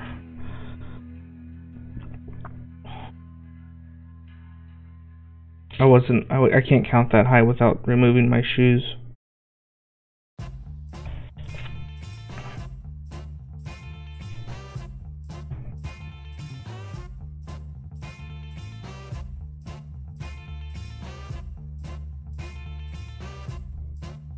So the pliers that I use are, they don't have any teeth. And the reason I do that is so that I'm not scratching up the rings. These are anodized aluminum, which essentially means there's a chemical layer, chemically added paint layer to it. So it's not just paint, but it can still scratch. And then you can get that shiny aluminum color underneath. Some people even like dip it in like a plastic.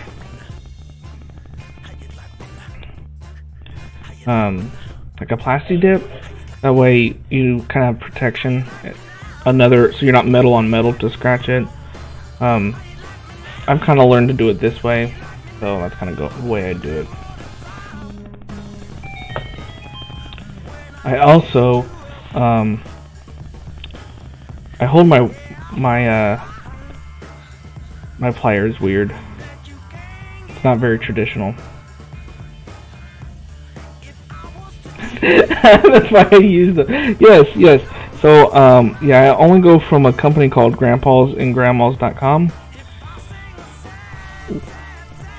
They also do dentures really well too.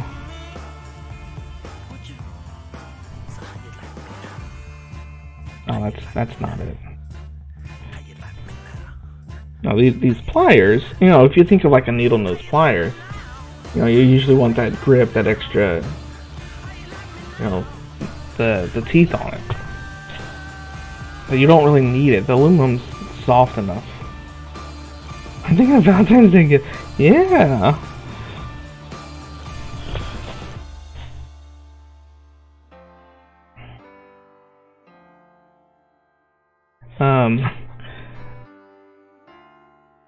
I was self-taught. You know, I pretty much learned off of YouTube videos. And for me, comfortably holding the pliers this way, where one's like essentially backwards, is what I'm used to. Which means that I'm like, this wrist is turned, but I'm used to it. It doesn't hurt or anything. Maybe if I later down the road I'm gonna regret it with carpal tunnel stuff. I don't know. I do it that way just so that I can kind of hold the ring without dropping one of the pliers.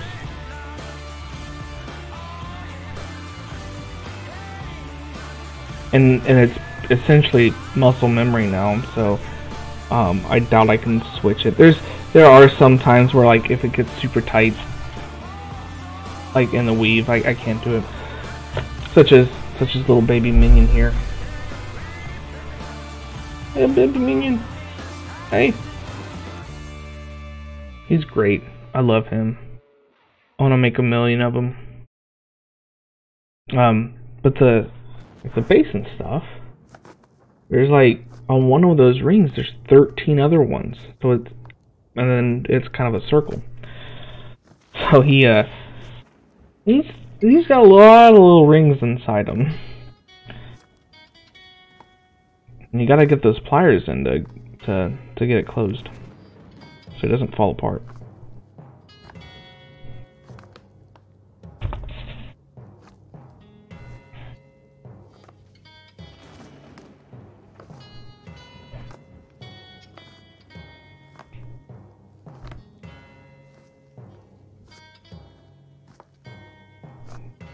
So those times I'll probably swap the pliers around, or I might just like completely wreck my wrist here.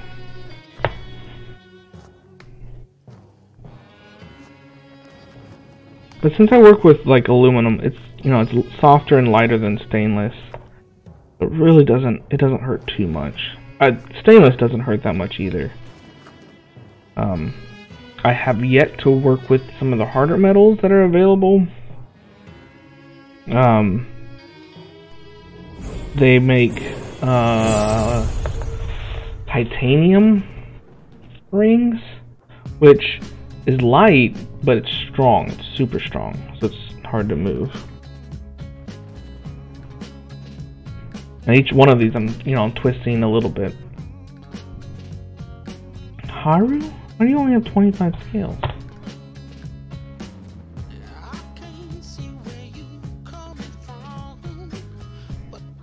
Scales are like the, it's one of the in-chat currencies that I have. The more you kind of sit around and lurk, the more you get. And then you level up.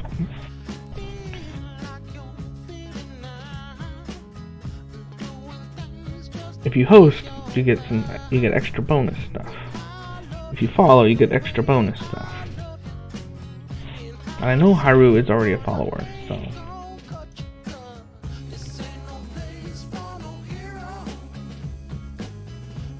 yeah.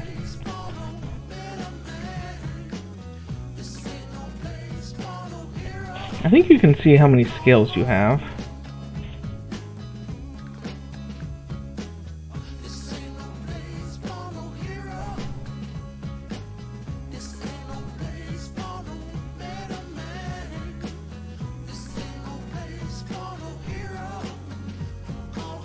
I think it's exclamation point scales, and it'll show you how much you have. I think.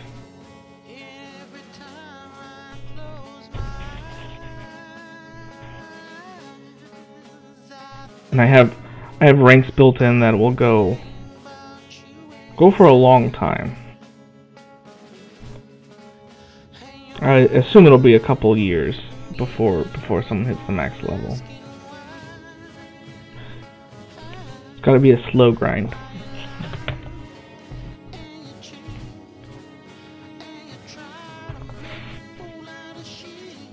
Alright, so you can kind of see that taper going in. Yeah, see? Minion's got 451. And he's an Axio. All the skills.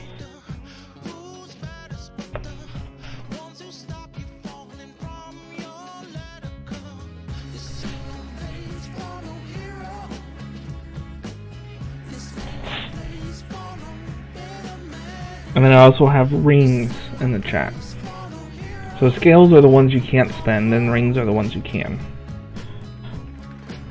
And you earn them exactly the same way. Just hanging out. Oh, actually, what I've been trying to remember to do, once I finish like a block of rings, give everyone whatever amount of rings we just put into the project. For example, once I get done with this like taper, we'll give everyone 100 rings, because that's how many rings there were.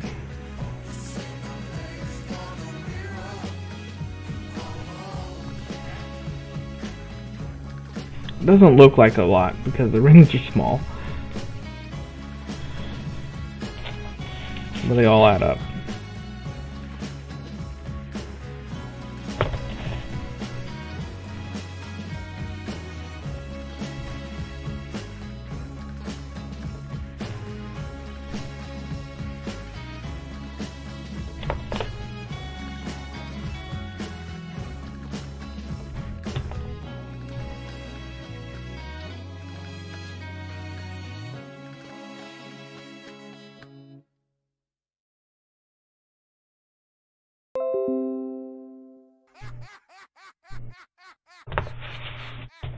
Yeah.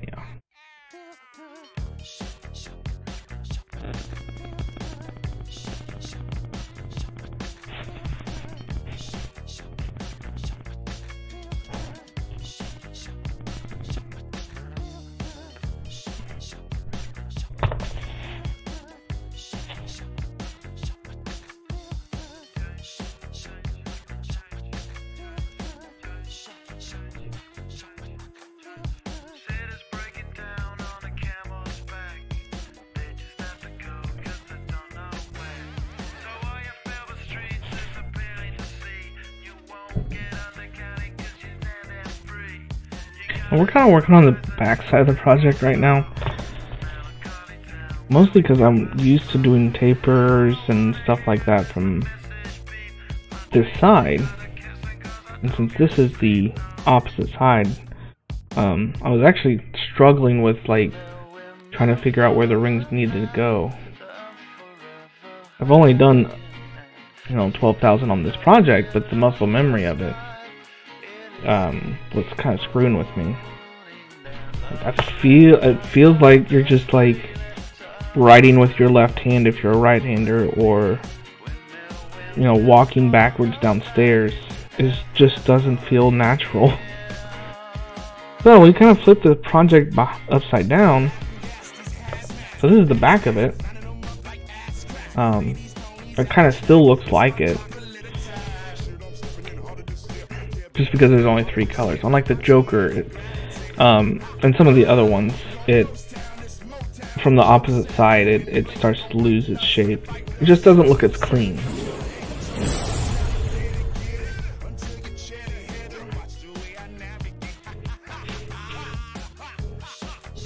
Like all the lines don't really match up.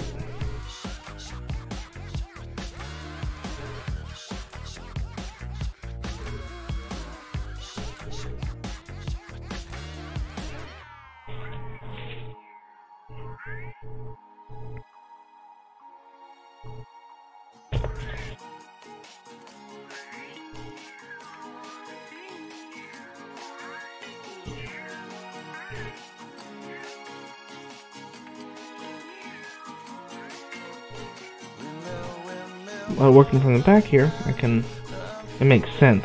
It makes sense to my memory, to my muscle memory.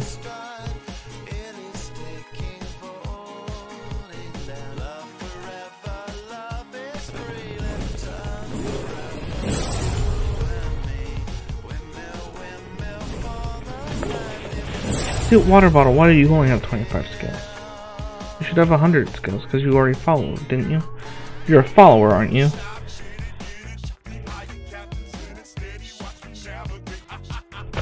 What the bloody hell?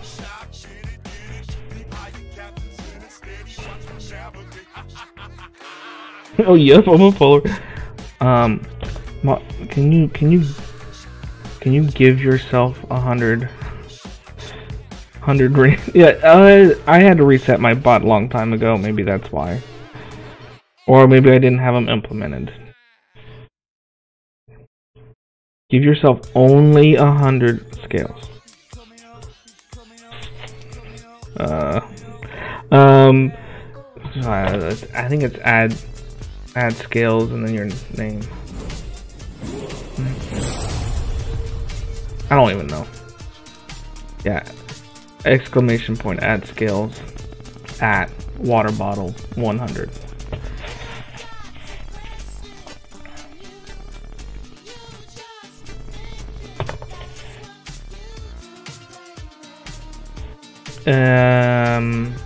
No space between add and scales.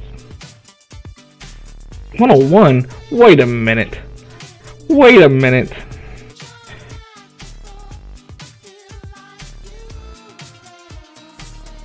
I use Mix It Up. Hey, Super Dave.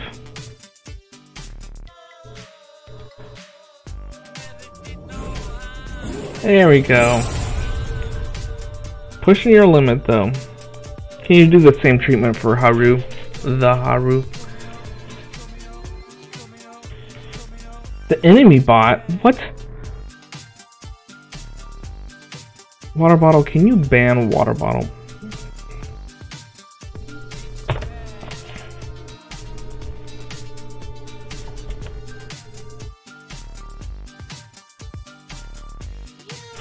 Yeah, so this is the Sea of Thieves skull. Oh, it's backwards right now. Not that it doesn't really matter too much. It matters to me. It matters to me. And excuse me, because it is so large. So large. So this is kind of a scrunch down. So yeah, we're essentially making this thing right here. So you can kind of see where we're at. We got a little dude's head, the little tip of his sword, and then you know, the rest of the scale. And so we're kind of giving a tapered edge here on the two sides of the skull. But yeah, it's a skull. It's the like a pirate theme. It's actually the Sea of Thieves logo. And I was super stoked. Yeah, it's right there. Ta-da! I was super stoked when one of my posts, about when I was a third way done, it got a lot of traction on Instagram, and the creative producer of Sea of Thieves liked it. I'm like, oh my god, I've made it! Like, this is sweet.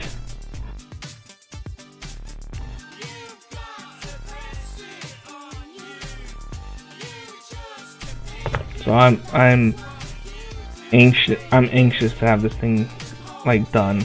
I can show it off everywhere.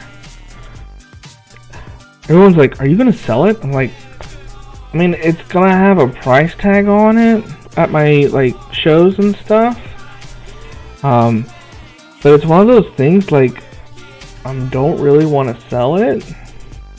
Not immediately. I want to cherish it. I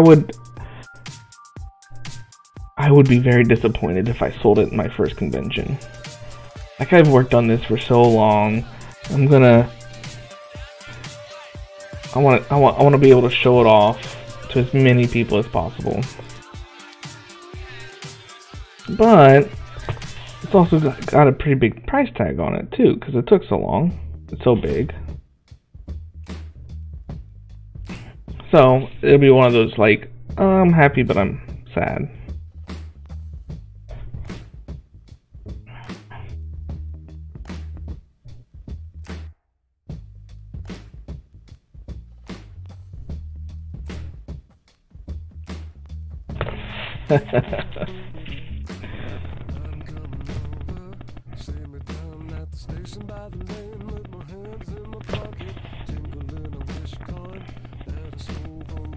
Is that whose emote is that? Is that Strawberries?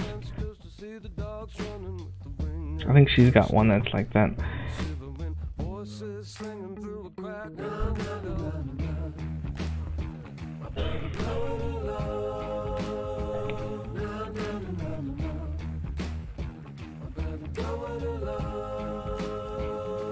Yep. She's awesome.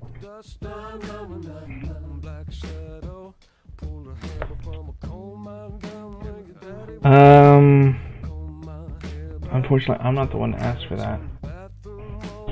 I have no idea. I don't. Okay.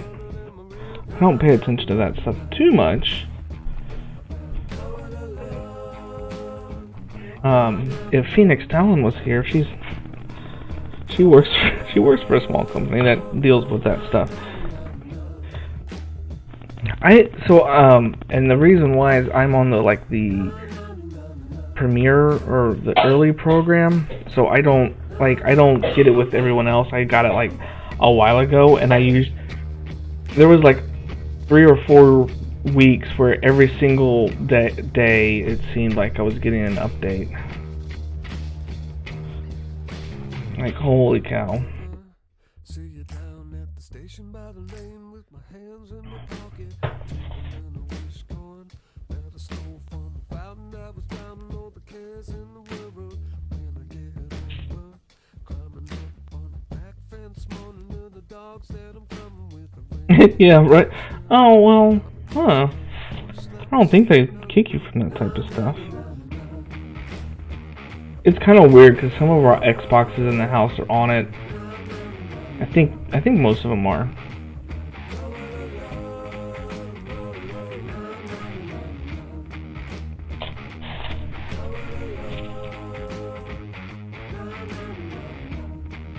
I don't know if I'm specific to that program. I know my wife is. I know she signed up for that. So maybe it's the ones that she signed into recently that it's on that program.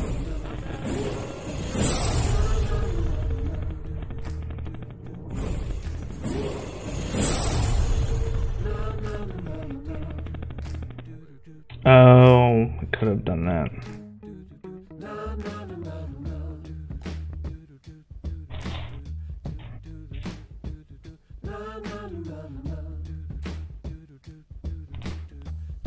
Alright, we are almost done with this little tapered edge here.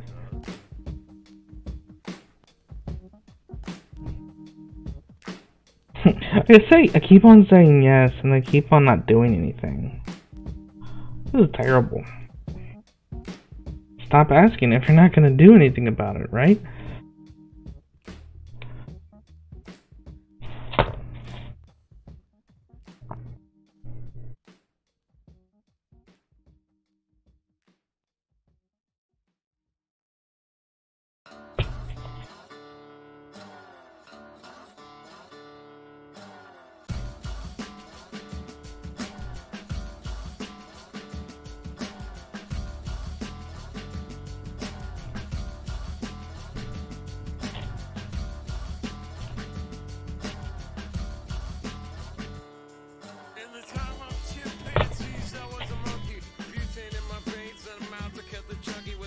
Let's see. Let me make sure that's going the right direction. That matters. Sometimes it's easier to just put it down on the ground. Make sure all the rows are going the right direction. When it gets down to like, since this is kind of like the tip, they can kind of flip and flop one way to the other. The technology doesn't jive. Which is kind of funny because it's kind of the same thing with my wife, and she works for, like, the last companies that I've known she's worked for have all dealt with electronics directly. Right. Good night, stream.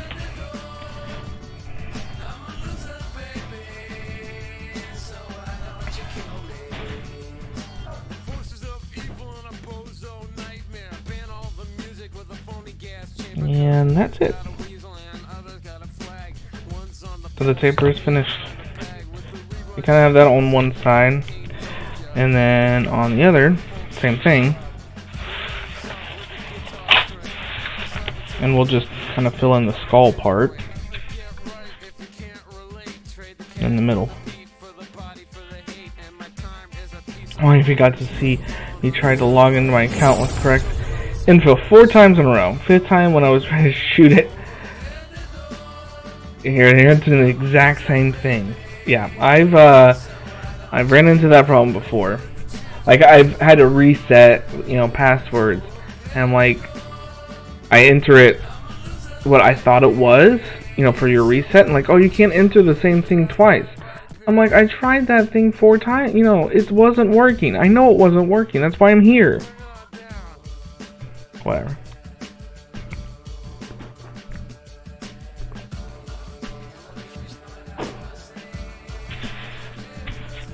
Alright, so that finishes up that. I'm gonna mark this off here.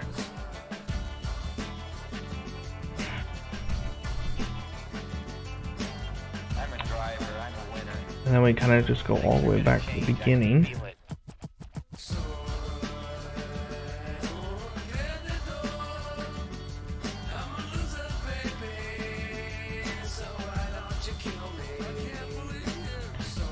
And then, let's see how many rings we're at now. That was once 11,700. That's 18. 11,018. 11,9. Yeah, that's 12,000. 12,000. I'm not gonna count the tapers. That's like another 100 or whatever.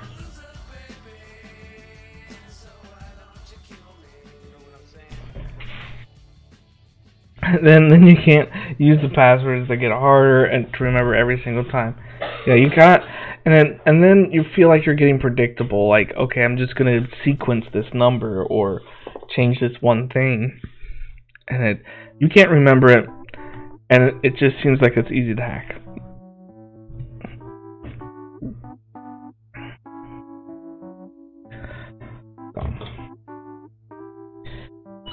Yeah, I think it's.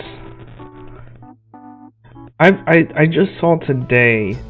I think it was like one of the web browsers was like, "Hey, let's suggest a password for you," and it was like, you know, just a bunch of random letters and stuff. Nothing that really made any sense. Which, I mean, really, that's going to be your best encryption. But then it was like, to remember this, we'll save it for you.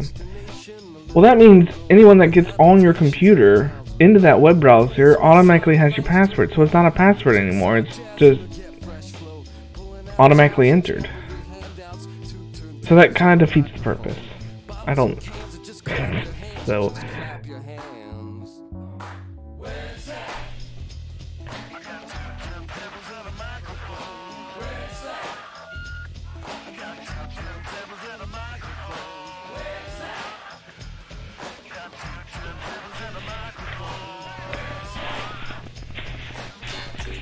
Alright.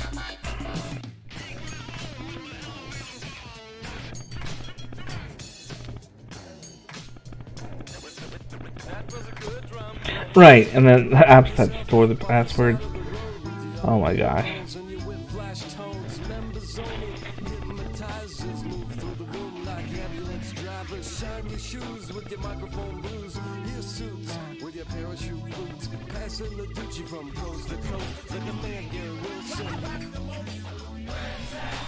I guess the only thing those apps and stuff would be good for is like if someone's got a keylogger on your computer, which that just means it's someone already in your household that's trying to crack a password or something like that. So you've got other issues.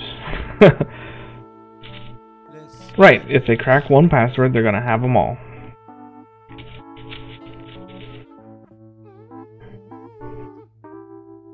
I usually have like 3 or 4 levels of passwords. So like the super easy, like I guess it wouldn't be an easy one, but a super common one is like all of the things that require a password nowadays, which is a lot of things. There's a lot of things that do, but then like you have different levels.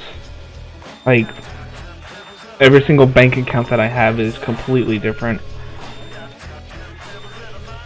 So if you got one, you don't have any of them, or you have one, I guess,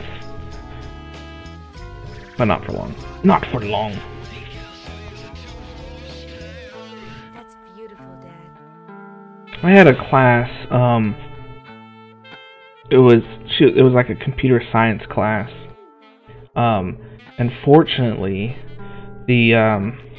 the teacher I had, you know, it was kind of an entry-level stuff, but she was working on a master's degree in cryptology. So she had a lot of good points of ways to protect your stuff from, you know, all of the different tips and tricks that the criminals use to get your information. And as long as you know that stuff, you know what to avoid. Obviously, the password is terrible. Don't use it. And don't use the Spaceballs one either, where it's 1, 2, 3, 4. both of those are still like one of the most common ones used too. Like how do you, how does that happen?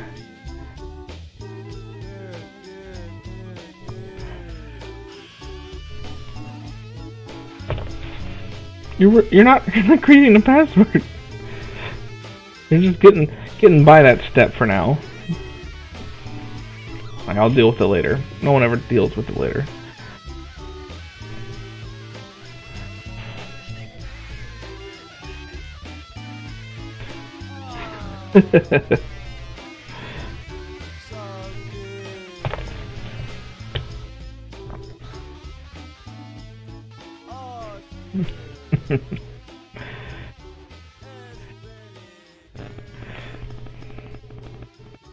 It's getting really intense.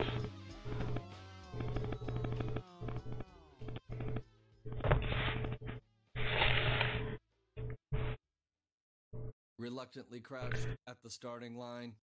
Engines pumping and thumping in time. The green light flashes, the flags go up. Churning and burning. Let's see, where we at? 1, 2, and 3. Burning fast on an empty tank. Reckless and wild, they pour through the turns. Their prowess is potent and secretly stern. As they speed through the finish, the flags go down. The fans get up and they get. Do you do any Ren fairs? You know, I get asked that a lot, and the answer is no, for now.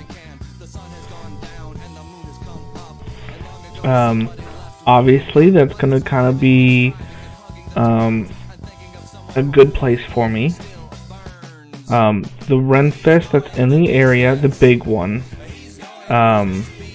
which is actually the closest one to me, is the Kansas City Ren Fest. There's already a person that does chainmail there, and I'm not avoiding it just because that's the wrong color. Just because there's already one there. It's a big enough area. That's not the thing. It's the long commitment.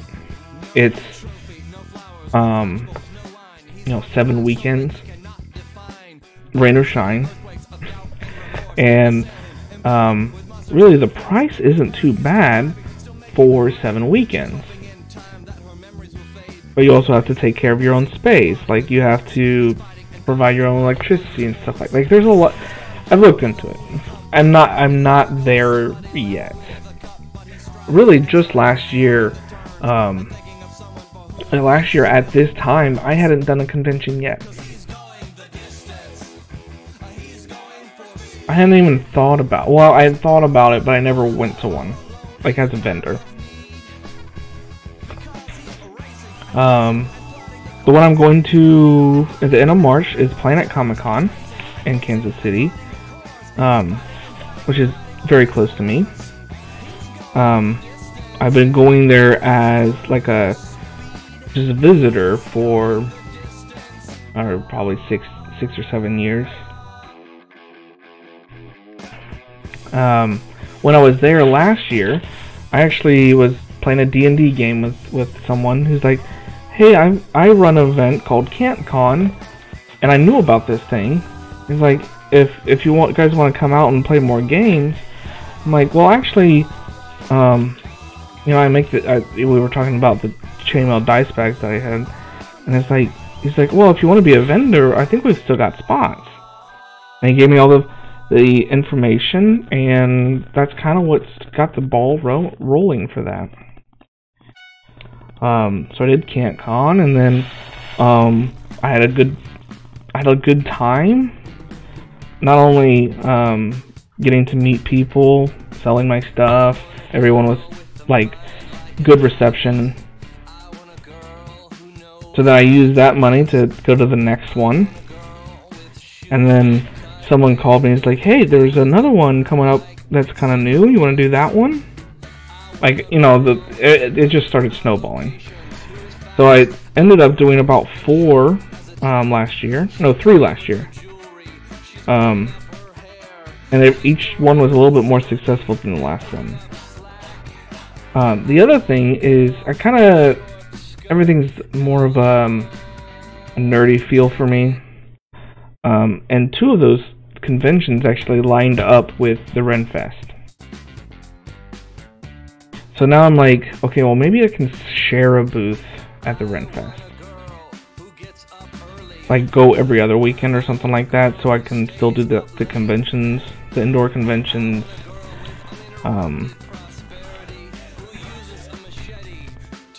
So we'll have to. I have to figure things out. I don't have it planned this year to do the Renfest either.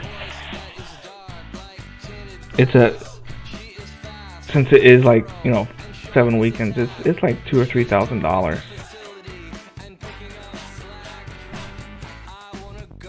And then you feel obligated to go. But the Renfest is what got me into it, really. Me and the wife actually got married at the Renfest back in 2015.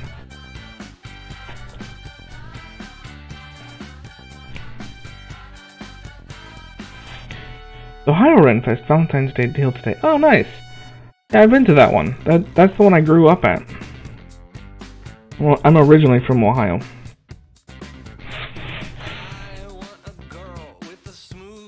That should be 10. 1, 2, 3, 4, 5, 6, 7, 8, 9, 10. Yeah, we actually met on Xbox Live.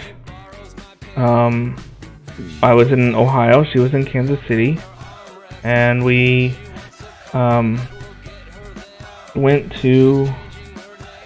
I essentially moved out there. I moved out here 2009, and we got married at the Renaissance Festival. And that we went full out. I rented a suit of armor from a guy. Yep, I did. I did meet her on Xbox.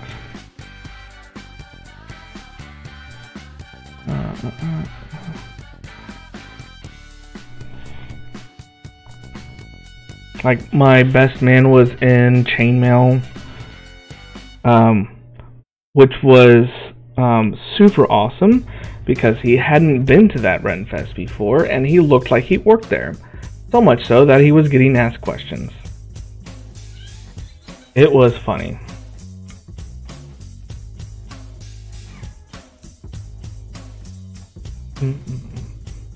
Oh, let's see here.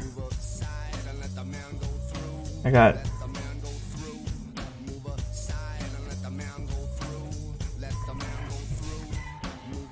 EverQuest. We met in Gears of War 2.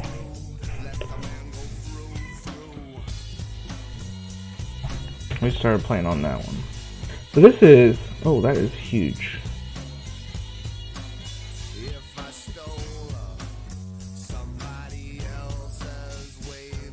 So that's a picture of me in that suit of armor, which was super awesome because it was October and it was cold enough that it didn't really matter too much about the heat. But the rental was about the same price as a Tux rental. It wasn't that bad.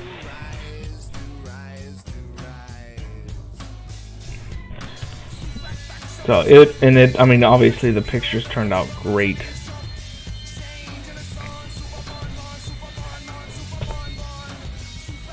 From Brothers. Okay, well, yeah, that's not as badass as Gears of War. I'm just gonna say that.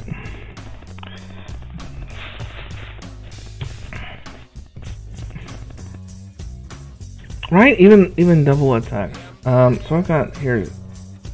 Let me see if I can find one.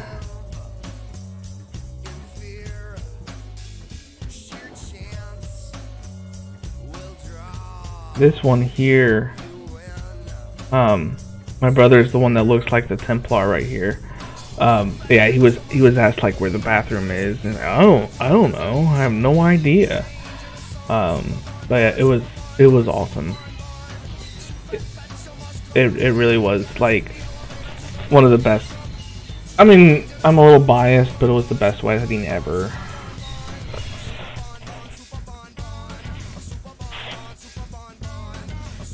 Right. Yeah, that's a good way of like killing some time.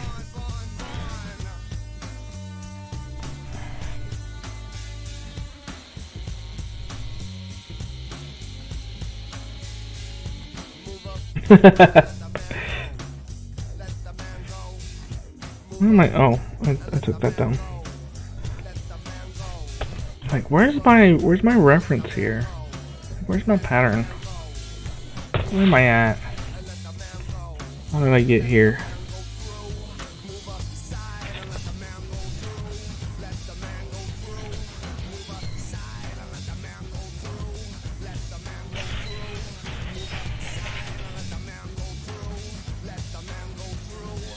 Let's see, that's 3. Should be there's quite a bit of black right here. Another 3, yeah. Kind of off the jawbone here.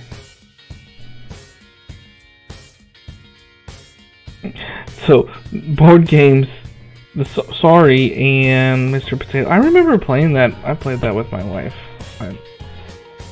I don't remember being drunk while doing it, but I remember playing it.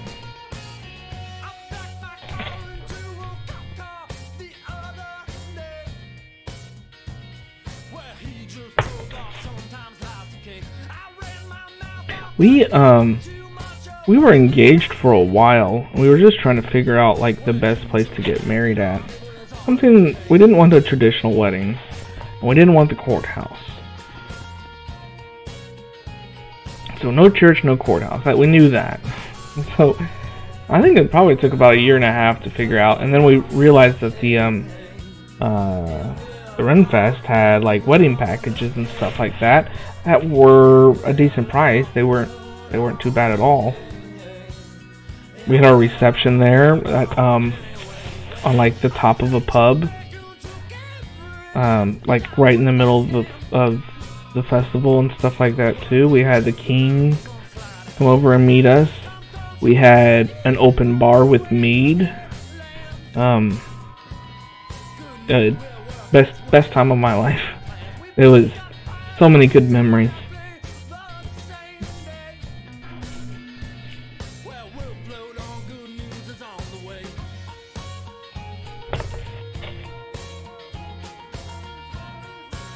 In fact, we need it. We're probably going to do like a 10th year anniversary and just redo it. Just redo the entire thing.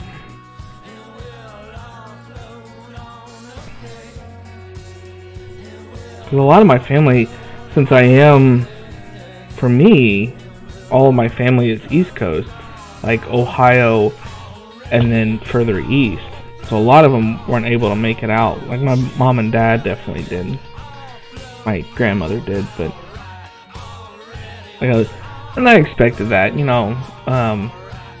uncles and aunts, like, just send back best regards and stuff. We even invited the one of our good friends, the person that kind of hooked us up, the mutual friend between, my friend for a long time, and then he was friends with Phoenix. And that kind of like, oh, okay, well, that started the relationship when we joined the game together. And she was the one who proposed. Oh. I proposed, inside a van? And not like you would think. I had, she,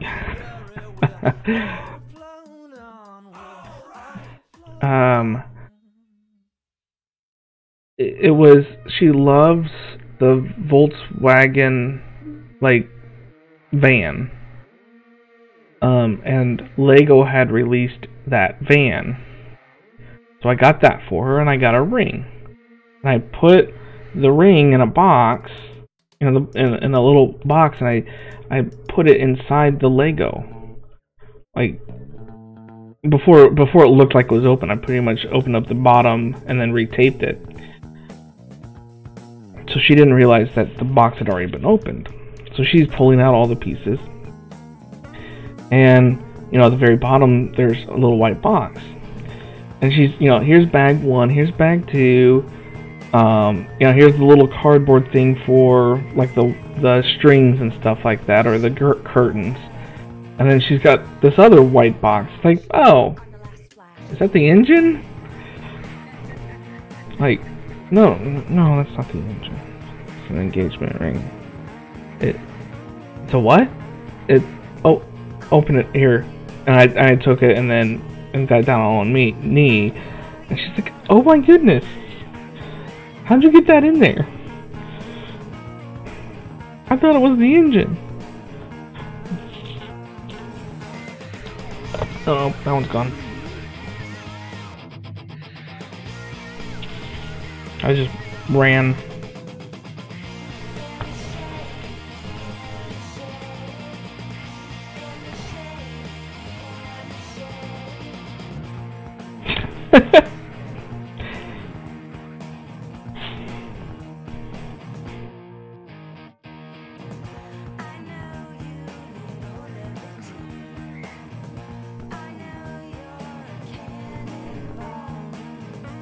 And I don't know what I created, but I think I created a even larger monster making water bottle mod.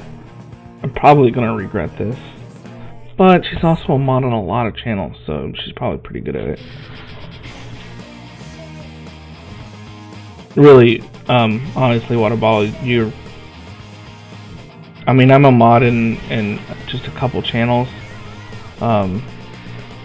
And you do a fantastic job.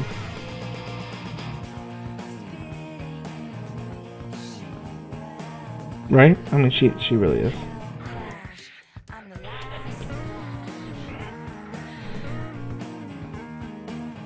So I look up to you when it comes to modding. Between you and Hug Junkie, because I mod for BU, and she was the one. She kind of gave me like the mod status when she was like hosted on the carousel, and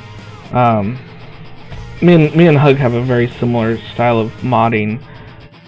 So she's kind of taken me under the wing and shown me a bunch of stuff. And there's some things that I didn't know about. Like I didn't realize there was a mod wheel until it was gone, and then they brought it back. But it's mods are awesome. They really are.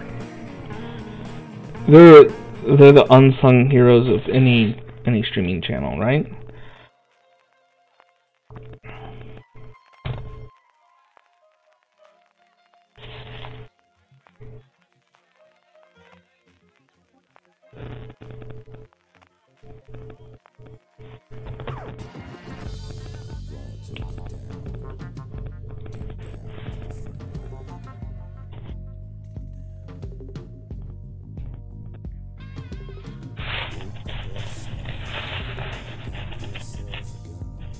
Alright, so that should, yeah, that finishes that one. I'll mark that one off.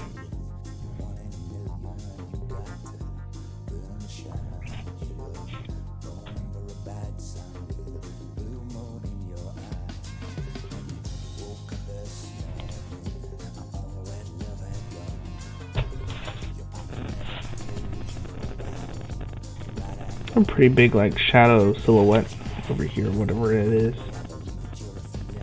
I don't know if it's a rock. There's a lot of black over here.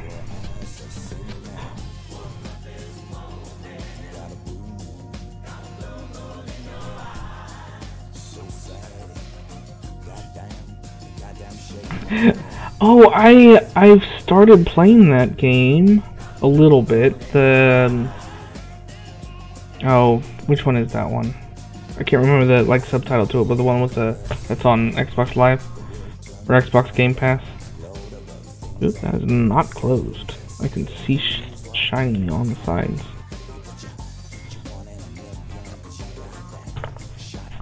There's just so many games. So many games.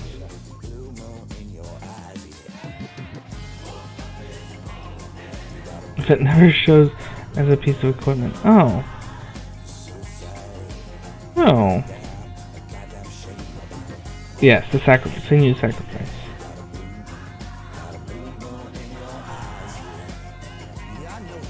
Like, I guess that's a difficult thing. You want to make the puzzle where the people figure it out, but we also need to figure out, like, how much hand-holding do you really need? I was like, well, you have to make sure that we know that this is a usable item. There's been games that have done that.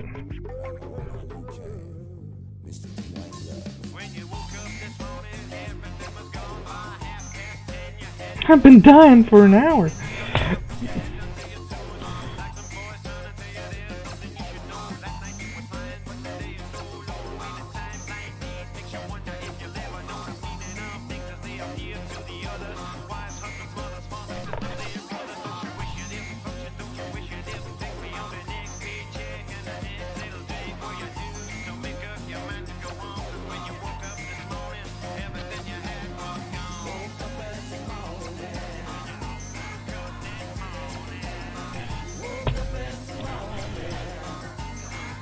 I mean, the whole game is based on hearing voices in your head and seeing things. Oh, that's true. Oh, that would make it difficult. Okay, so this row, black all the way until the end. Last two rings are gray, and it's black, black, black, black, black.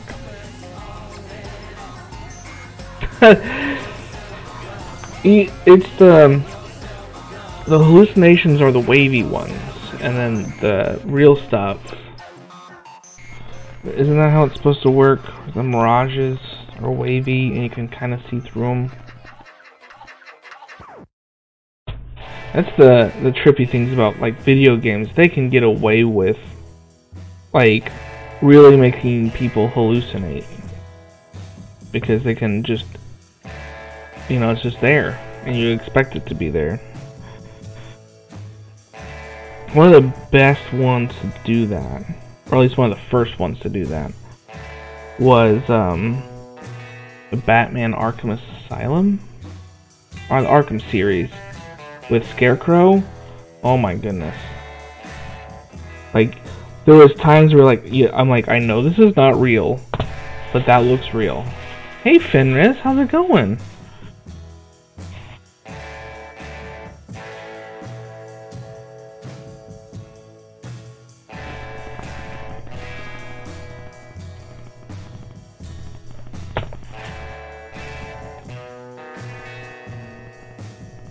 That needs to go there.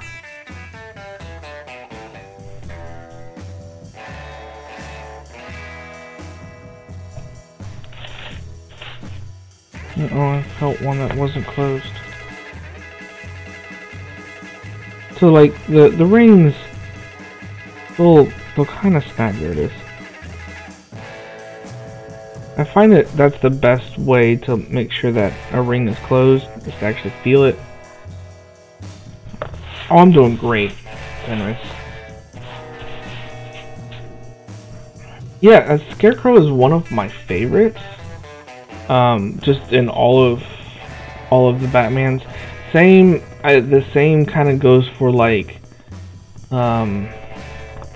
Mystique and X-Men and Mysterio and Spider-Man. All of those like kind of hallucination type things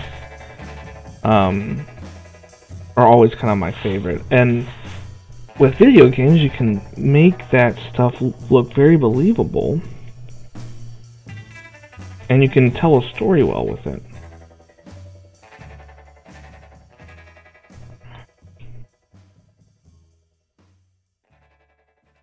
Yep, I'm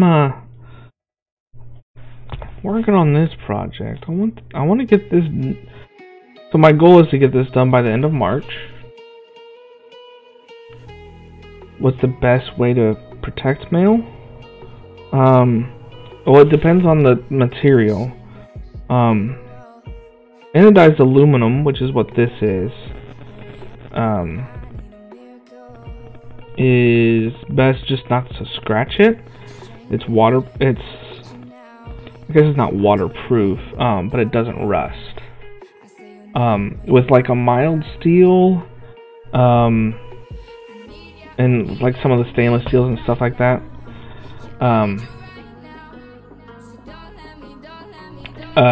you can use like an oil to kind of keep it from rusting. Just a common care stuff. The problem is rust you can't undo. It's not something you can really scrape off because it's changing the metal. So you need to be proactive about taking care of it. I mean, I guess you could scrape off it, but it's gonna leave divots and stuff like that. So it's no longer the metal.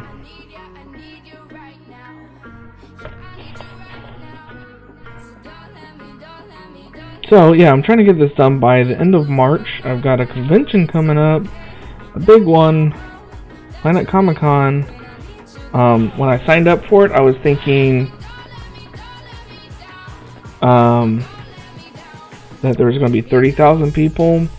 They're expecting twice that because it's been growing every year, and I was using numbers from a long time ago. It's also the 20th anniversary, so they're bringing out a lot of people. They just announced they're bringing out the voice of Mercy, Widowmaker, and Roadhog. I'm excited about that. I'm very excited about that. Anodized for clothing? Yeah, 60K.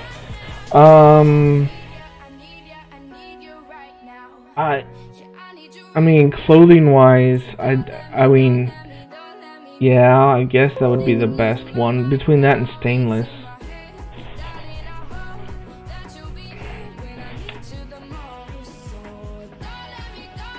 But most of the time, you're gonna have to wear something underneath it. There are some people that, you know, I haven't made one yet, but there's a plan to make a chainmail bikini. If anyone wants to order one of those, go right ahead. I don't know how we're gonna do measurements and all that stuff, but usually you're wearing like some sort of like gabbard or something underneath. So I wouldn't say this is your only piece of clothing. You really don't want the metal touching your skin just because it's going to be cold.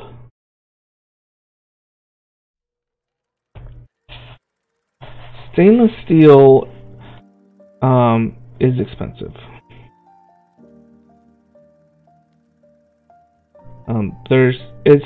It's not terribly bad.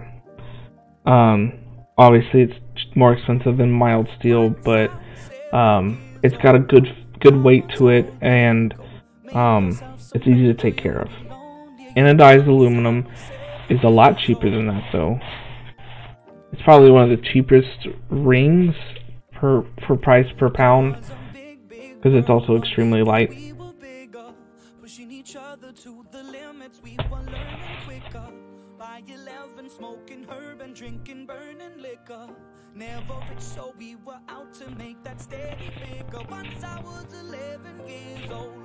I like anodized aluminum just because of the colors that I can get from it. You can't get that in stainless. Stainless, you can get in like a darkened color, but it's really just an oil that's on it that'll eventually rub off.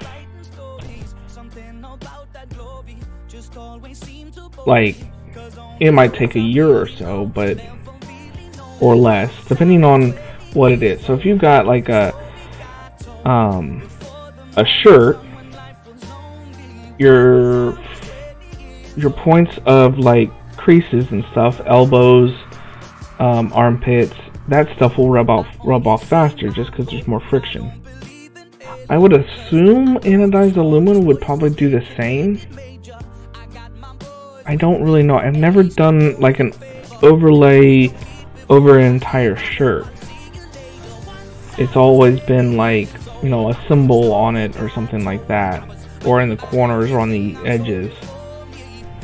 And usually in the middle I get the, you know, just the basic color.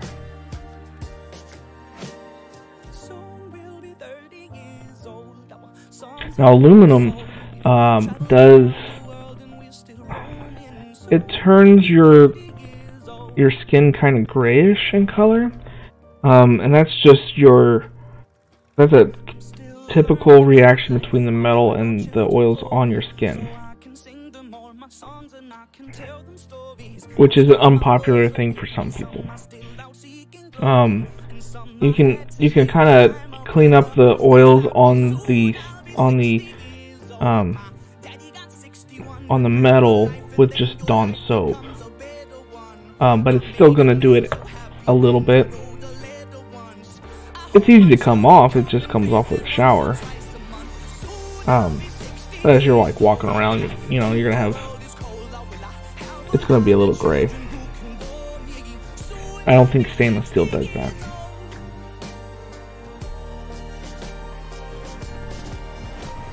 The other nice thing is aluminum weighs 1/3 of the weight.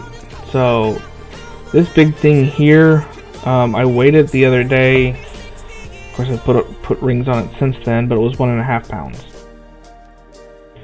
Yeah, I think they call them gabbards, but like just a thick. That would be the period style piece.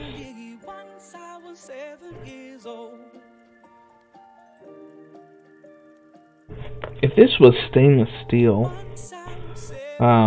we'd be over we'd probably be at 4 pounds. And even at 1.5, it feels heavy. Not super heavy, but it feels like, you can tell that it's there, I guess. I mean, kind of like a weighted blanket, where you look at it and you're like, oh, that's just a blanket. Then you pick it up and it's like a lot heavier than you would expect. So your brain's kind of conditioned like, oh, this blanket should weigh about this weight, and it doesn't. So it kind of throws you through a loop.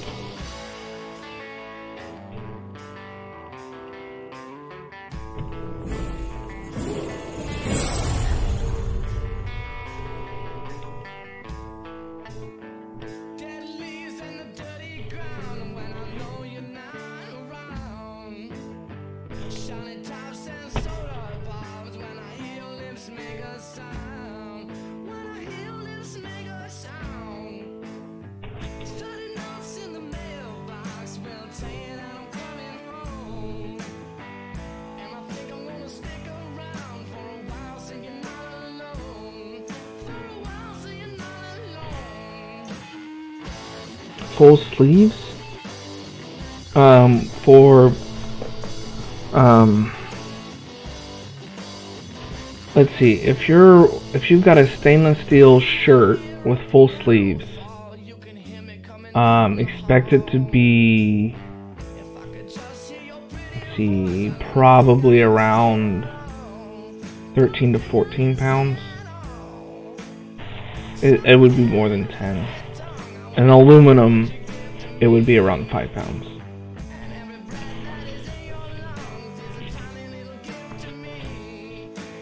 So if this one's like, it's about the size of a shirt front, and we're going to be around like 2.5 pounds. If you've got a shirt, you're going to have the back of it, so that double that, and then the 2 sleeves, that's going to be about what it is. Yay! Good job, Super Dave.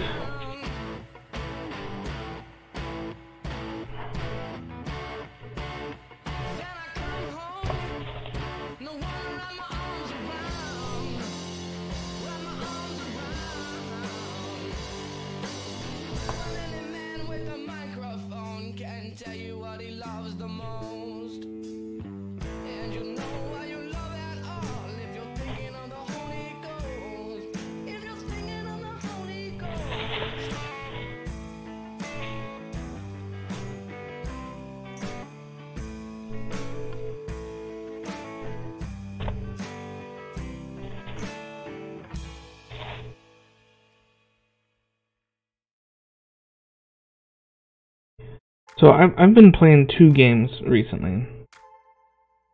A chainmail kill. That'd be really cool. We can even make it plaid looking too. I bet we could do that. That'd be really cool. I don't think I've ever seen that done.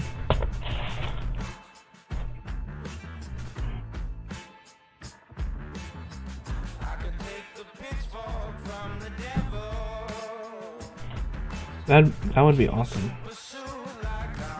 Super Dave in the cartoon.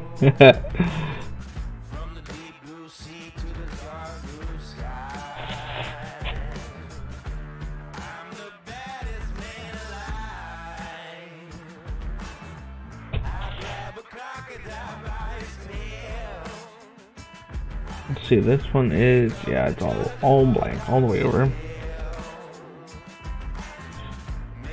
Another Gift to One gets the reference. Yay, one of us. One of us.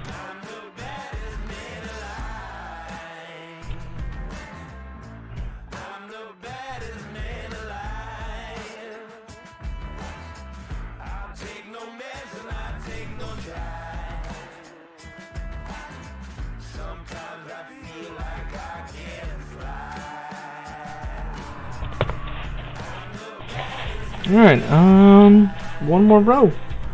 One more row to go.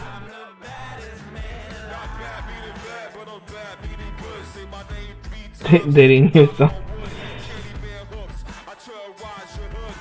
Yeah, I already knew Fenris was oh,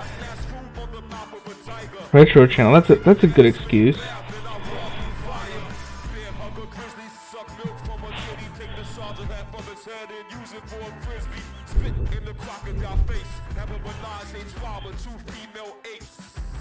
And Anod's the man and the best friend's uncle. Oh, never pronounced last name.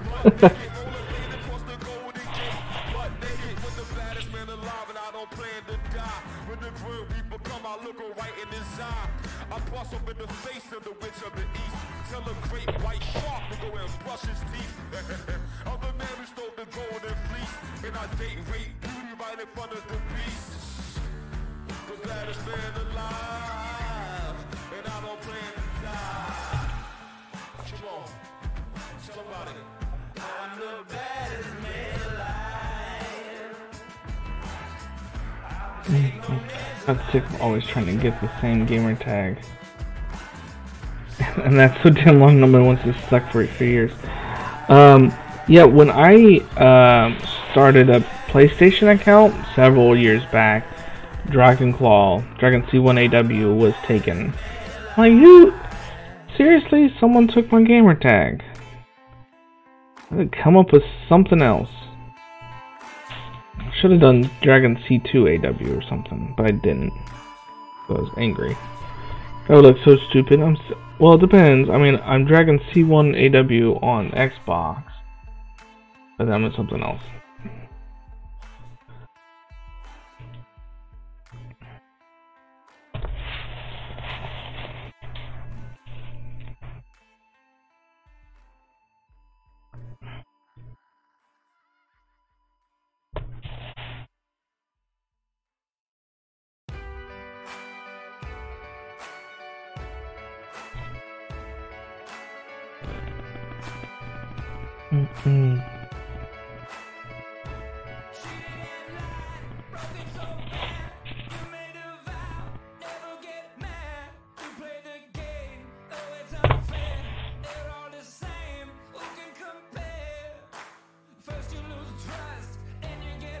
I like how the closed caption said, or at least heard me say, banana something else.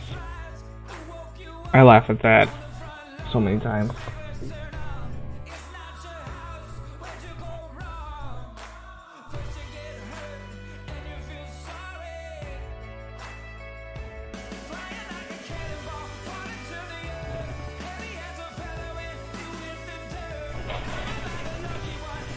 And my son will get in giggle fits because of that. The closed caption at the bottom. So I always buy 2 kilts in the spring. If you think it's something you'd want to do, yeah, I'll look into it. I'm not exactly sure the square footage of one of those. And if you do want it to either look like chainmail or look like we can make it look plaid like a kill or something. We could do it either way. But yeah, I'll send you some direct messages about that.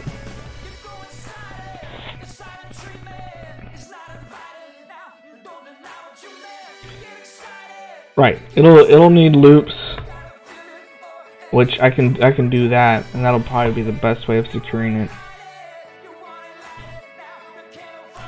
I have to look into that, which is that would be, yeah, I would be definitely interested in it, because I like making this stuff that no one else has ever made.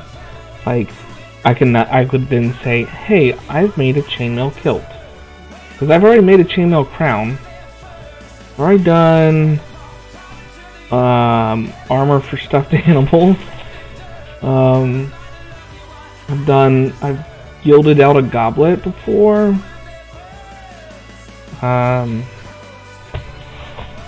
See, yeah, I like doing all that fun stuff like that, so definitely interested.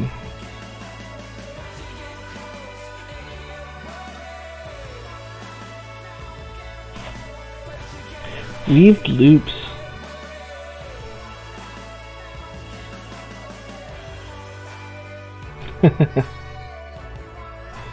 Yeah, that's exactly what it would be.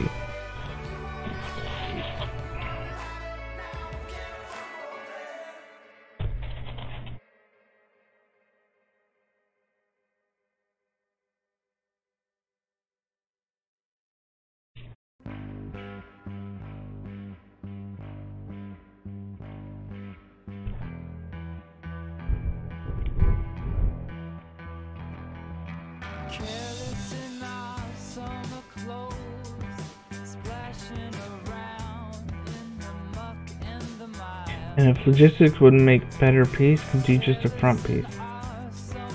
It hangs on the sprung. Oh, okay. I'll have to look into it. I think it's doable to do the entire thing. Obviously, your cost would be cut in half too. So, yeah, we'll open up like a little chitty chat, figure out all this stuff. All those projects, those one-off projects. There's a lot of decisions, and I like throwing out a lot of different options and stuff too, to kind of come up with what's going to be best. Yeah, Discord will work. That'll work perfectly. Doop doop doop. Like a short front apron.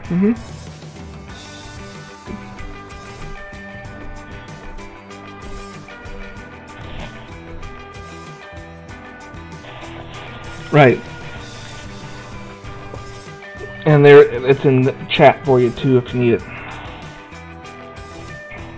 Alright.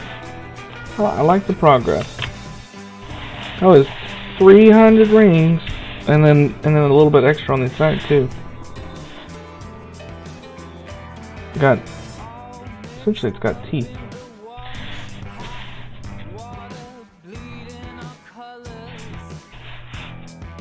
This row right here is gonna give it a lot of that skull shape. Because I think we're gonna hit a lot of pirates here.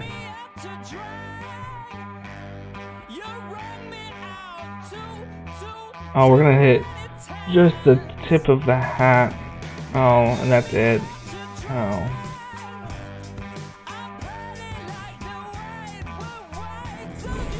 Alright, cool. Sounds good. I think... yeah, it's not this row, it'll be the next row that hits a lot of the pirates. Like, the next row we'll get the parrot, which I'm excited for. The Norseman does not acclimate well. Oh, that's great. right? Kilts. Oh my gosh. Okay, let's see. We need to find someone to give the old Hoster Rooney to. Pass on all this love. Well, that's a logical place to go. One of my favorite people on Mixer.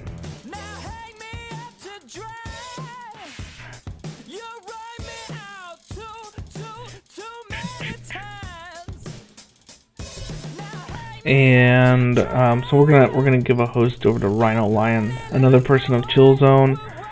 There's a lot of other cool chill stuff. If you haven't seen them, you'll love it. So show all the love to Rhino here coming up. You guys all have a great night. You guys have been great. Yeah, I'm another 300 rings done. We'll do it again tomorrow. Get some more progress on this guy. Thanks guys, and keep crafting.